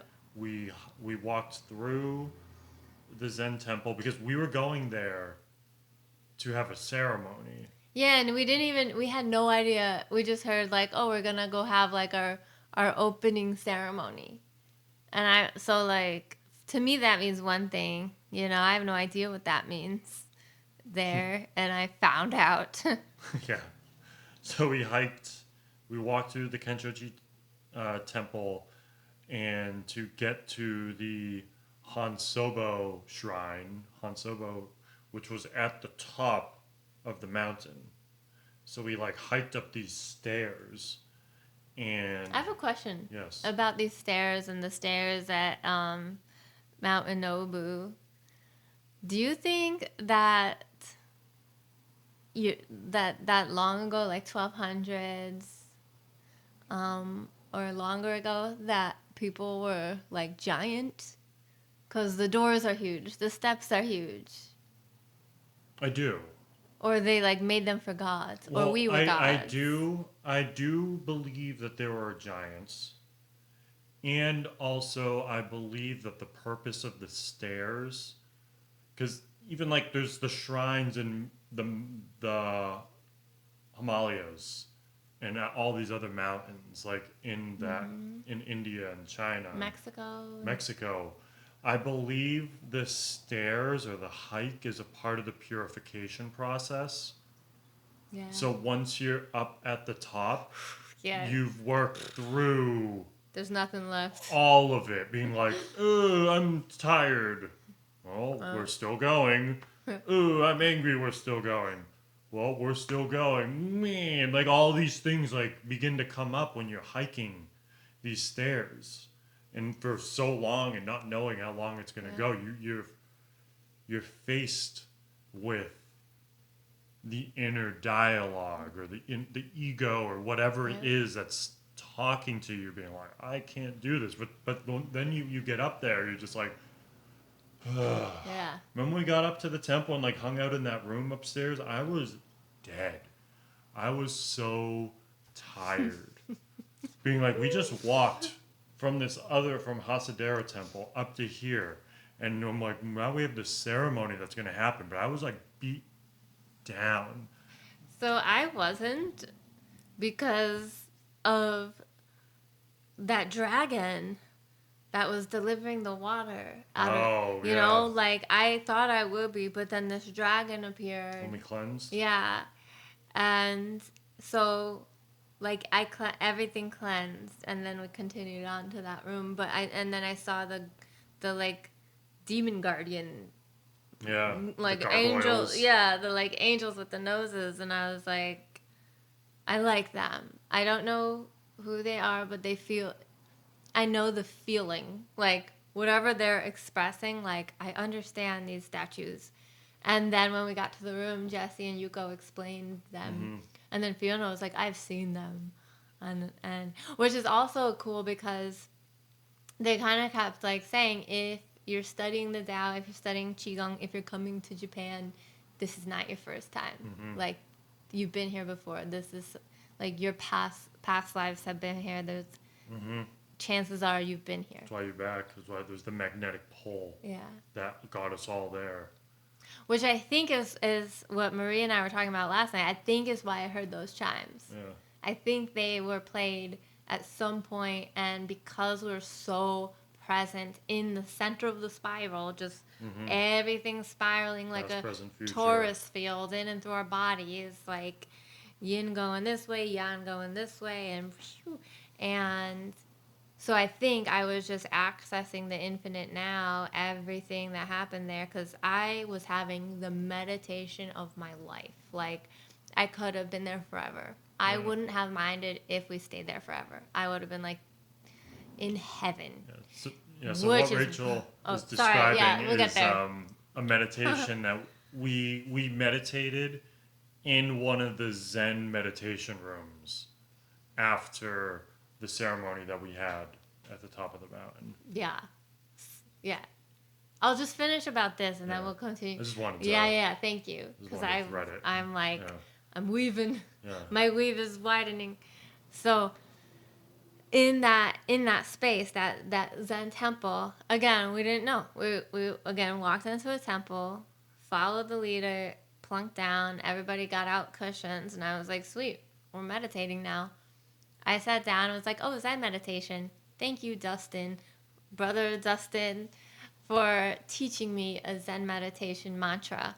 So I sat down and went, no mind, no mind, no mind, don't know. And then blank mind with this enjoyment. It was like this blissful enjoyment. And I felt like a cloud and warm water, and just, it felt great. and I could have been there forever. I felt bliss, which is also why they're like, if you see, like Dustin, that full moon last month on his Zen calendar, it was like, if you see a fellow like Buddhist or fellow practitioner like climbing the steps to heaven and yank them back down. Mm-hmm. So I felt like that was me. I was like going toward heaven, like I'm gonna stay in this bliss state for the rest of my life. And then I heard these chimes, and and I have no idea how long we're all meditating for, but I thought I opened my eyes and saw Jesse.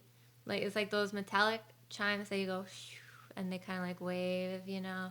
I thought I opened my eyes and saw Jesse like playing chimes to bring us all back, and I was like, what a good idea.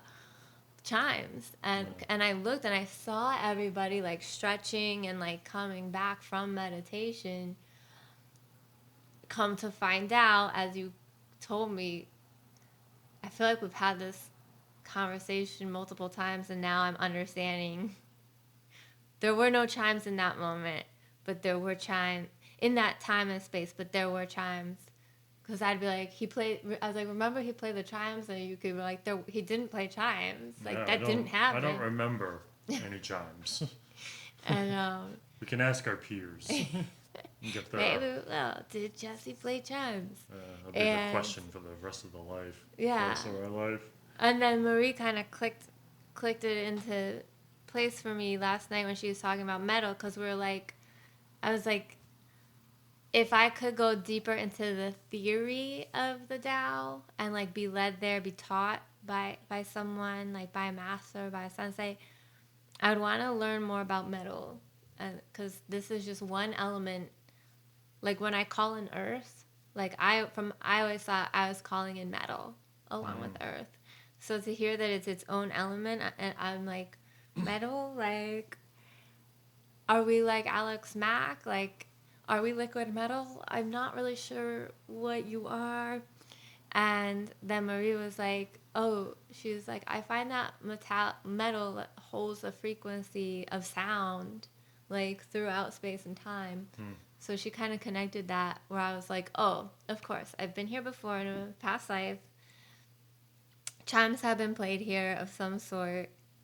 Um, so, anyways, back to the Han Solo. Yeah. I'm like super tired up in that room. Yeah. I was fucking spent. Even after the ceremony, I was spent because like everyone wanted to like continue the hike. Jesse and I looked at each other. And we're like, no. Him and I were both like, nah, we ain't doing this. And I'm so glad I like didn't go on that second hike because we were able to sit down. And he's like, Chris, what do you want to do with like I forget his exact question. I was like, what's your vision in life? Yeah. Like, where are you going? What do you want to do? And like, what's your goal? And I'm like, oh, this is the question. Oh my god, here I am sitting up in the mountain, being asked that question by this master, and I knew he was like there with me. I'm like, honestly, I just want to be able to like share these tools and methods so people can liberate themselves. Yeah.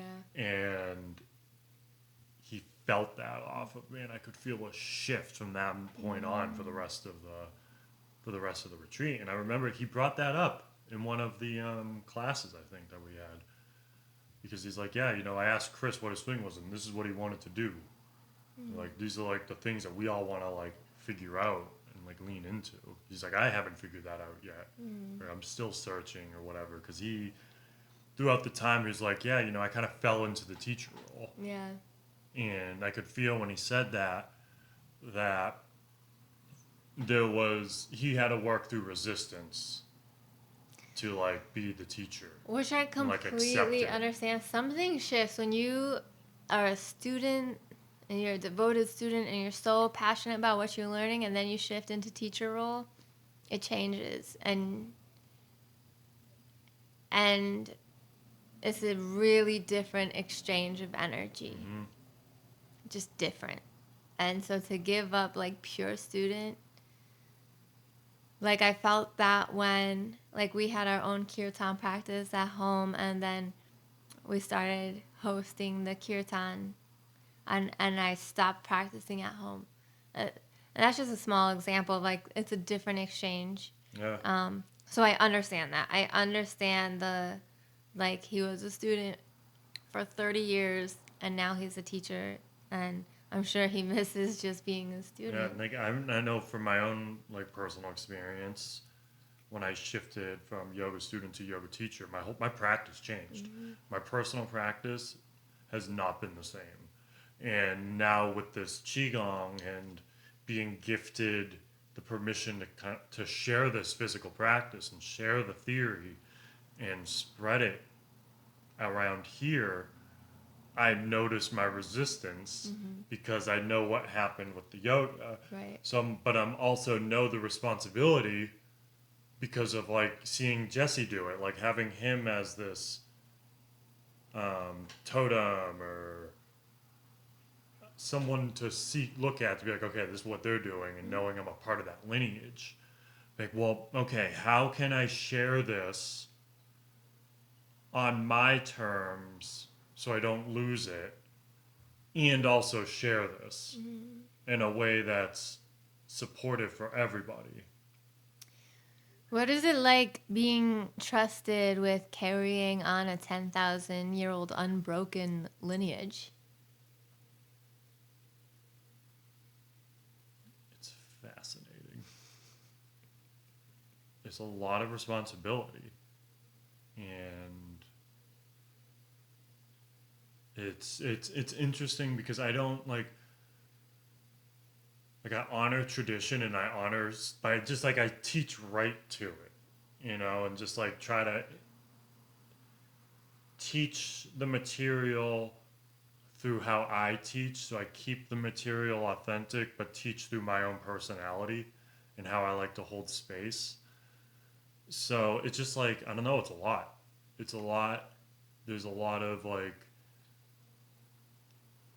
being okay with messing up. Like even like in the last session, I'm just like teaching because Jesse's like teach. I'm like okay, so I'm like teaching form and still better understanding the philosophy. And someone's like, "What are the names of the stuff?" I'm like, "All right, now this is how I'm going to develop as a teacher." Right, yeah. And I'm advocating. I'm over here advocating for the names because I'm like I feel It's them. They're encoded with frequency. Like the names mean something. yep. And had I had I guess perfectionism and being like, I'm not going to teach until I know the philosophy 100%. I know the movement 100%. I know the pose names 100%. I know each and every meridian 100%. The stuff wouldn't be getting out. Right. Totally. It just wouldn't be getting out. But now it's just like I'm just gonna be. It's a living. So Jesse always talks about how it's a living practice. Mm-hmm. It's a living art form. Same way as being a teacher. It's the same philosophy. It's a living practice because like we're all gonna meet at the physical practice. That's the most important thing, and then the intellectual stuff will figure it out along the way. Mm-hmm. And also, I feel like that is specific to you and your unique design as your soul and human dance, because you are really like a feel it then express it kind of person. Like it, that to me makes sense for you. You tend to lean on the side of like you'd be perfectly happy without any intellectualization whatsoever and just sitting and practicing, you know? And I feel like I would be a very different teacher of this stuff because I love words. You know, I think they're so beautiful. Like when we're in Mount Mataki and we like went like this and he was like beating the heavenly drum, that those words like the heavenly drum activated something within me, and it was like doo, doo, like um and that's specific to me because of you know, Mm-hmm. so yeah, It's a lot. it's a lot. Being a teacher is a lot because like as a teacher, it's important to be able to meet, as we started this, meet Yeah, everybody where they're at. yeah, I don't think we talked about that on here. I think that was Oh, we riffed. we were having our own conversation about why we want our clients to get to know us post Japan, and we're like, we're meeting them where they're at. We meet every client exactly where they're at, and like they're entitled to know where we're at. Mm-hmm. Just transparency. I am having a full-on ego death, like integration experience going on as we make ourselves present to the wisdom of the Tao, which seems infinite, and that's okay because, as Chris was saying, it's a living, believing. Yeah, it's not leaving.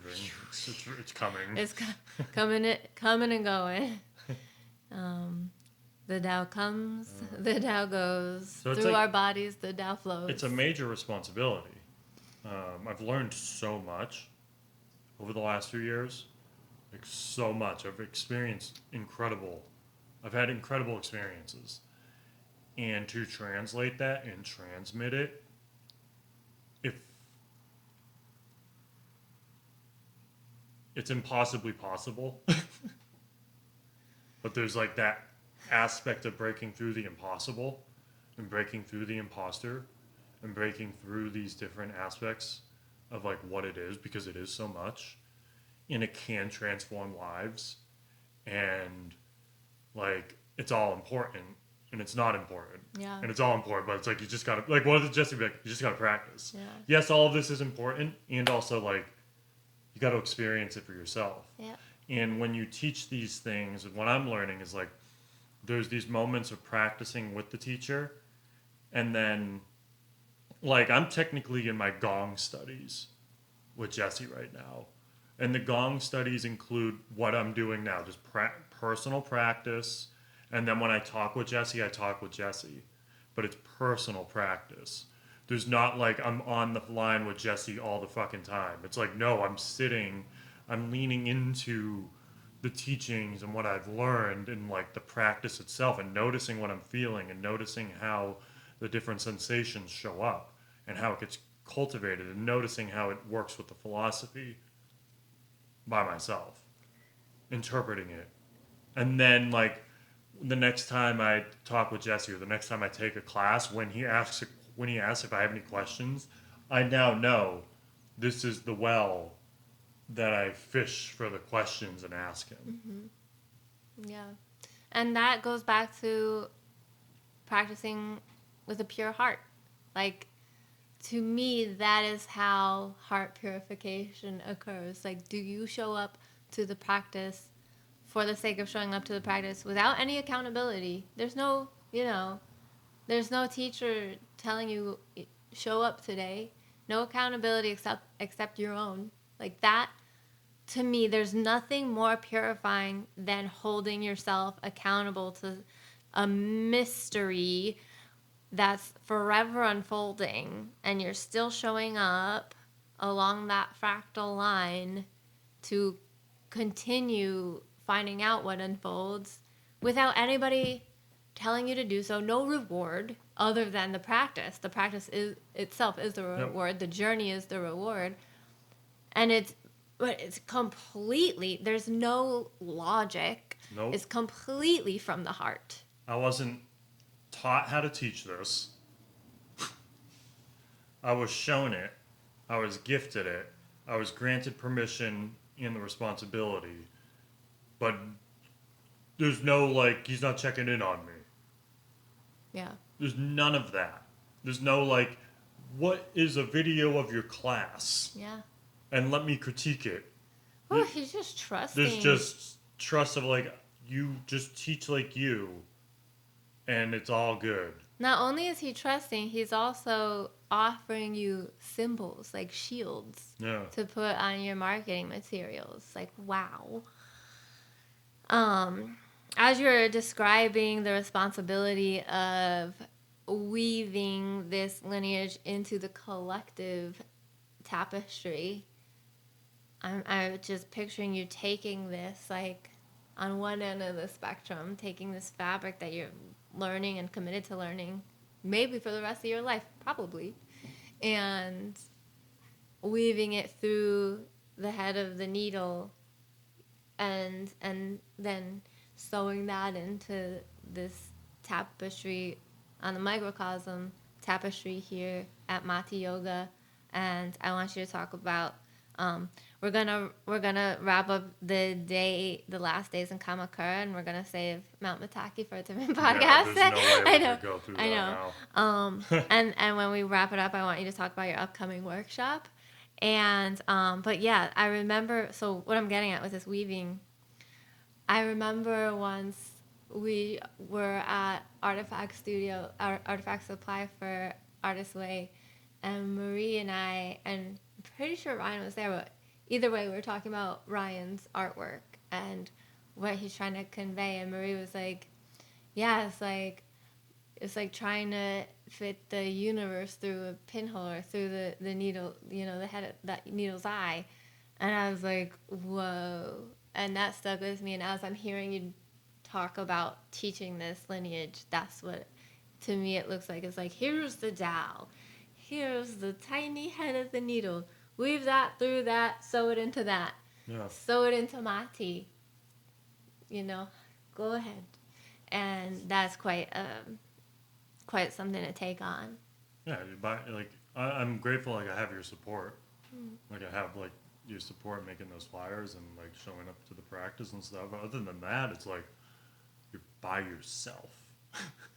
And everybody's looking at you like, hey, when's the next one? Like, When's the next one? Are we going to make energy balls again? Like, Yeah, and I'm just like I have nothing to do with the energy balls. And I'm trying to stay as true to this as possible because my teacher's just like, we just practice to practice. Yeah. We're not practicing. And I'm like, and even in the practice stuff, I'm like, guys, like, we're going to do this and then, like, let it go.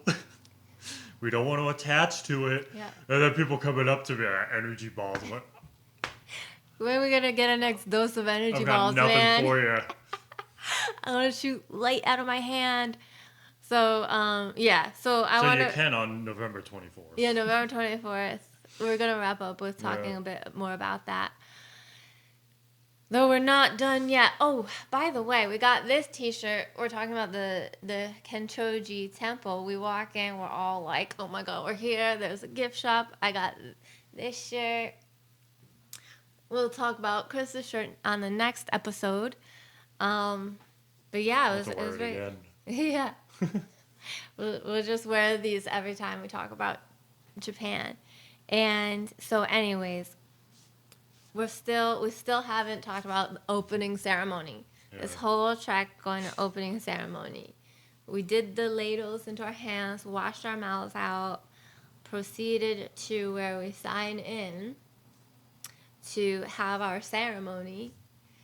And do you remember when Jesse was signing us in? Were you standing there when he looked at Yuko and she asked what he wrote down? No. So Jesse wanted to film this opening ceremony. So if you're ever curious and you want to come over, have a cozy cuddly, we could watch this video. And you could see the ceremony. Our roommate Marie saw it. She was pretty blown away. And but to get in there, you got to sign in, write down your intention, what it's for. So Jesse's showing up with a group, and I think, is it once a day at 3 o'clock, I think? I'm not sure. And so you set your intention, and he asked, and he said, for world peace. And he asked if he could film it, and they allowed him to. Usually it'd be like, no, no way. He said it was for world peace, and they allowed it. We were an international group. Yeah. But and then we went into the waiting room where we were looking out at all of Kamakura. I think you could see to Mount Fuji. Mm-hmm. And behind us, so that was like looking out that way, and then on the other side of the windows was the mountain and a cave. And in that cave was a statue to represent the deity, the ascended master Han Sobo. So that was pointed out to us. These things, they just keep like casually being pointed out to us, and we're like, you telling me an ascended master lives in that cave? Like, okay, like, all right, we just found that out. Yeah. Like just found. It's not like we knew about this and we're going there to like for this. It's called like the Han Sobo temple, and then we're led into the room, which had, oh, I don't know how to describe that room. It had these like windows with curtains Mm-hmm. that open up into the mountain, Mm-hmm. and like just behind it was the cave. Mm-hmm. I don't know. I'm like at a loss for words. And there was like a statue. A lot of the temples had the Morti, the statue, in the center. Then there was a few things ahead of it. Usually, it seemed like it was either something silver or gold, shiny, maybe some dangly things from the ceiling. And then there was usually a wall. And then in front of the wall was like another prayer station that had a singing bowl. There was a drum. Was there chimes? There was something else. Yeah. And then there was a stool.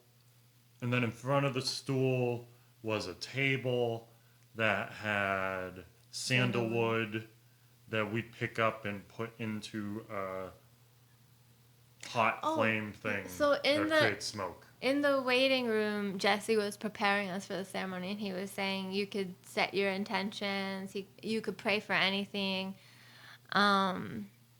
He looked at us, and he's like, you could pray for your business, and I think he said the same. He looked at Crystal, said the same thing. Like she and Ryan can pray for their business that they're building, and so he just offered up like, this is what we're gonna do. So that was, yeah. And then we entered and got to see like everything, and the priest. Yeah, we ended up having the priest came in, and the priest was the number one. Like he was the highest priest for the temple, and Jesse mentioned like he rarely has him as the ceremony person, and this dude, he shared with us what was going to happen. Like we'd go up, we'd pick up the sandalwood, third eye, pray, put it in. I think we did it 3 times. It was like however many prayers you had. You could. I did 3 prayers. Some people only did 1. Yeah, and then we did this like one at a time while he was chanting and wailing on this drum. Out of that drum. Playing it was the sound bowl. It was the chanting, the sound bowl, and the drum. Just like going for it, putting his all into it. And this was happening while we were going up and sending the prayer. And then throughout the day, it was very hot. It was very sunny. And it was also like the air was pretty still. We get into ceremony, and as ceremony begins, the wind picks up and starts to gust and howl and just like go for it for the duration of the ceremony and the rest of the day. It was that way. I was in the temple. I don't remember it being like the rest of the day. I remember feeling wind outside of the temple. Okay. Yeah, I remember going to that restaurant and like feeling it, like as we were walking, like noticing, wow, it's such a different. Oh yeah. Such a different energy. I remember now. But he did the prayer, and I don't even know how long it was. How long was the video? Felt like an eternity. I'm not sure. I'm not sure, but long enough for all of us to go up, have our prayers. Once we all got our prayers in, it like wound down, and then he shared that we were praying to Han Solo. Like, he was, while we were praying for our dreams, he was, calling on Han Solo, the ascended master, right? Mm-hmm. And so that Han Solo could assist. And then we found out later, like when we were telling Jesse and Yuko about the wind, they're like, "Oh yeah, that's Han Solo." Like, um, yeah, that experience was.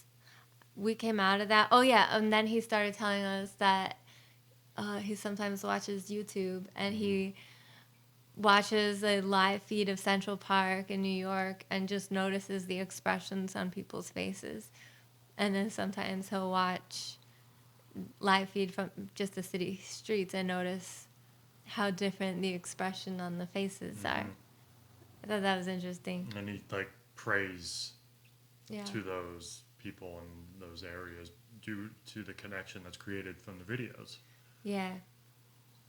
And because there's really not a lot of connection in nature there, so prayers, yeah, Yeah. prayers to the concrete jungle. Yeah, it was like that was a really incredible experience. I remember like afterward you were crying Yeah, uncontrollably. I couldn't stop crying, so that's why I went on when there people were like, "Oh, there's more up there."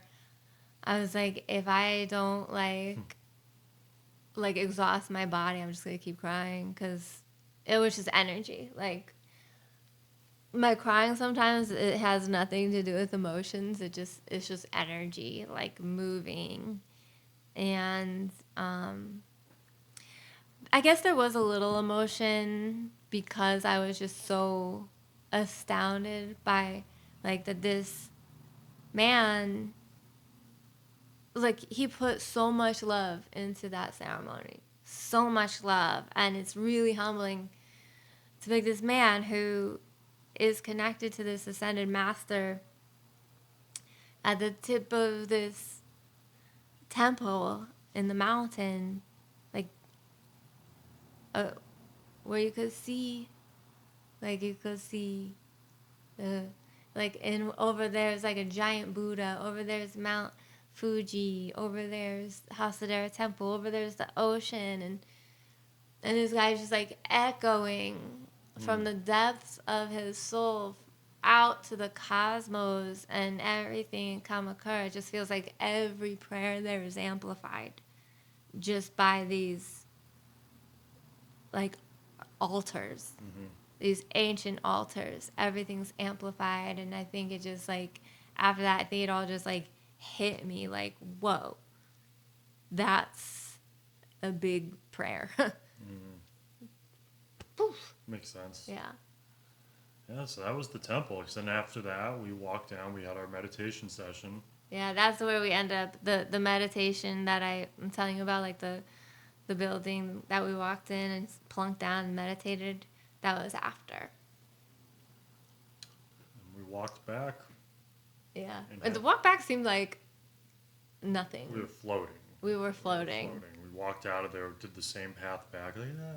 I like swear, I'm like, that is not the same path. That took like seconds. We stopped. We saw the turtles. Oh my god. Everybody The was like in moon. bliss state. The moon, the full moon. It was a full moon in Pisces and a lunar eclipse. Oh yeah, it was 2 moon cycles ago. Yeah. Yeah. It was a full moon today. Seeing Yuko's joy and seeing the moon.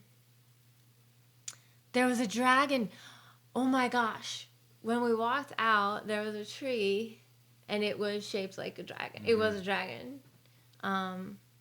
Yeah, then we walked out, stopped, got at that store, got chopsticks, right? Yeah, that's when we got the chopsticks. Yeah. Yeah. And then went to dinner Mm-hmm. above Yuki's. Mm-hmm. And had just fantastic food. It was the best. That's when, oh my gosh, and this whole walk too. No, was it? It was before dinner, right? When Jesse was telling us when, the book, like one of my favorite, I think it's one of your favorites too, Bringers of the Dawn. That came up Yep. on the walk to the restaurant, right? Yeah, because at the train. Yeah. It was at the train station. Yeah. we started talking about it, and then because I remember getting on, he's like, Jesse's like, because Jesse and I were talking about it, and then he's like, you go, they know Bringers of the Dawn. And Jesse's like, I don't really ever get to talk about this with people, Yeah. and that went on. I'll keep it confidential. That went on a whole. Yeah. That went on a It whole thing. fractaled. Yeah, it really fractaled. A really impactful fractal that I will want to return to Japan or wherever Jesse's living, To continue. ask him questions about this. Um, Maybe I think the dude might be Palladian. So, anyways, yeah, that fractaled into this man. This incredible. He's a star conversation. man. Yeah. um, And then we got to the Thai restaurant. Yeah. But we were talking about that from the train ride, through the train. in and through the chopstick store. Yeah. And yeah, then we had dinner. One of my favorite parts is when you do something when in groups of people where you lean in and like look at someone and ask them a question, and you did that. You like leaned in and to Yuko, and you're like, Yuko, how did you meet Jessie? And she told that story. And yeah, that dinner, that was beautiful.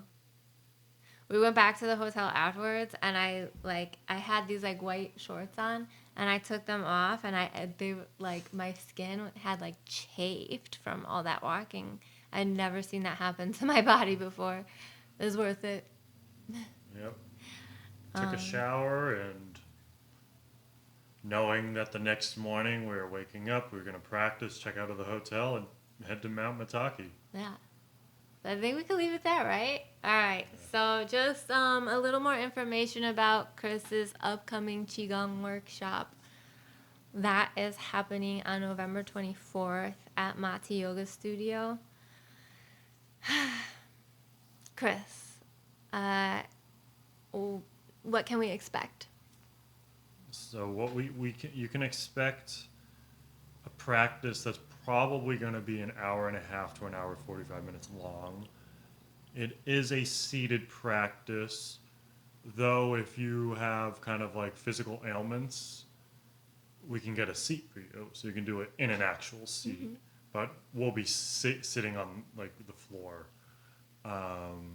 It'll involve about 45 minutes of warm-ups, 45 minutes of the Nadon inner alchemy practice, 20 to 30 minutes of the self-regulating massage, and then afterwards we'll come out of our lines and sit in a circle and just talk about our practice, and through that I'll thread the philosophy and the wisdom, because that's one of the challenging things. Like, it's so much, and we all have our own interests in what to learn from it. It's like how to like being prepared for that. Like, whoa. I do think that's one of the gifts of this culture. I think, and being such a young culture, I think masters of ancient traditions see us as little seedlings and can, plant these little, and we are like kind of like scrambling to get all the seedlings. Like, I want these from Peru and Guatemala and Japan and China. Like, I want them all, and I want to grow into 1,000-year-old to 10,000-year-old trees immediately. And as we're all offering something different. Yeah, I think that's one of the gifts is like, we're still quick. We want it all. We want more. Mm-hmm. And we do that with wisdom. Like, it's amazing. Gabrielle Bernstein wrote the book Spirit Junkie. It's amazing how we can redirect our addictive, like, I want more tendencies into wisdom, spirit. Like, I want more of this. I want more of this. And what I love about the way you're teaching Qigong is like, you're like, slow it down. Like, chill. This is 10,000 years old, people. Relax. Like, let's relax. There's plenty. And because you are teaching it in a way that's, I would say, like 95% experiential. 5% intellectual.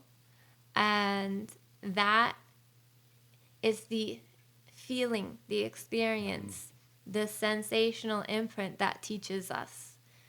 And the Western mind's like, well, what is it? What is it? What is it? Which I love. I love. You know I love it. Yeah, like I have the opening. Like one of the students who came has felt a shift in their arm after they've been working with a massage therapist to alleviate the pain, but they felt a shift through one practice. And it's just like wow, because what we're doing, like the inner alchemy practice, like we're holding these hand postures.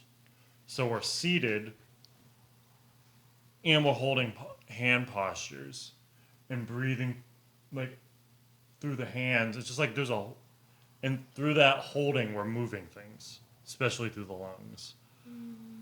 So, Oh, one thing I would like to say, if anybody's watching this, you plan on coming, if you are a woman and you're on your menstrual cycle, I want to share with you. So during practice, we focus a lot on the womb space. However, if you're on your cycle, you're going to want to focus on the heart. And Chris will probably explain that. I think it's so important because this has changed my menstrual cycle. Like having this, practicing on my cycle and focusing on my heart, and then moving forward, having a cycle without my teacher, but focusing on my heart has changed my life. So I just wanted to share that. Women's health, women's health needs this practice. so yeah, I'll just like I don't know. I'll talk about the breath because it's a different type of breathing, and it's layered. Like the practice itself, it's layered, and then the philosophy's layered. It's like really fascinating. So I love that visual of like the universe through. The pinpoint. Yeah, so we'll do that on November 24th, 6 to 8. Maybe we'll bring our books, and then after, if people can feel free to flip through our books just to see, like, it's when you see the pages of this book, you kind of get a sense of like, this is massive. Yeah. This is the whole universe in symbols and poems. Mm-hmm. Symbols and poems. Mm-hmm. That you feel through the practice. Yeah. And you won't grasp any of it until you experience it. Remember? Okay, we'll get to this when we talk about Mount Mataki, but I just thought about the Dantian baby. The Dantian and I was baby. Like, ooh. So you have to watch the next video for. Stay tuned. Thank you. Thank you for joining. Is it still recording? Okay, cool. Thank you for listening. Yeah, catch you soon.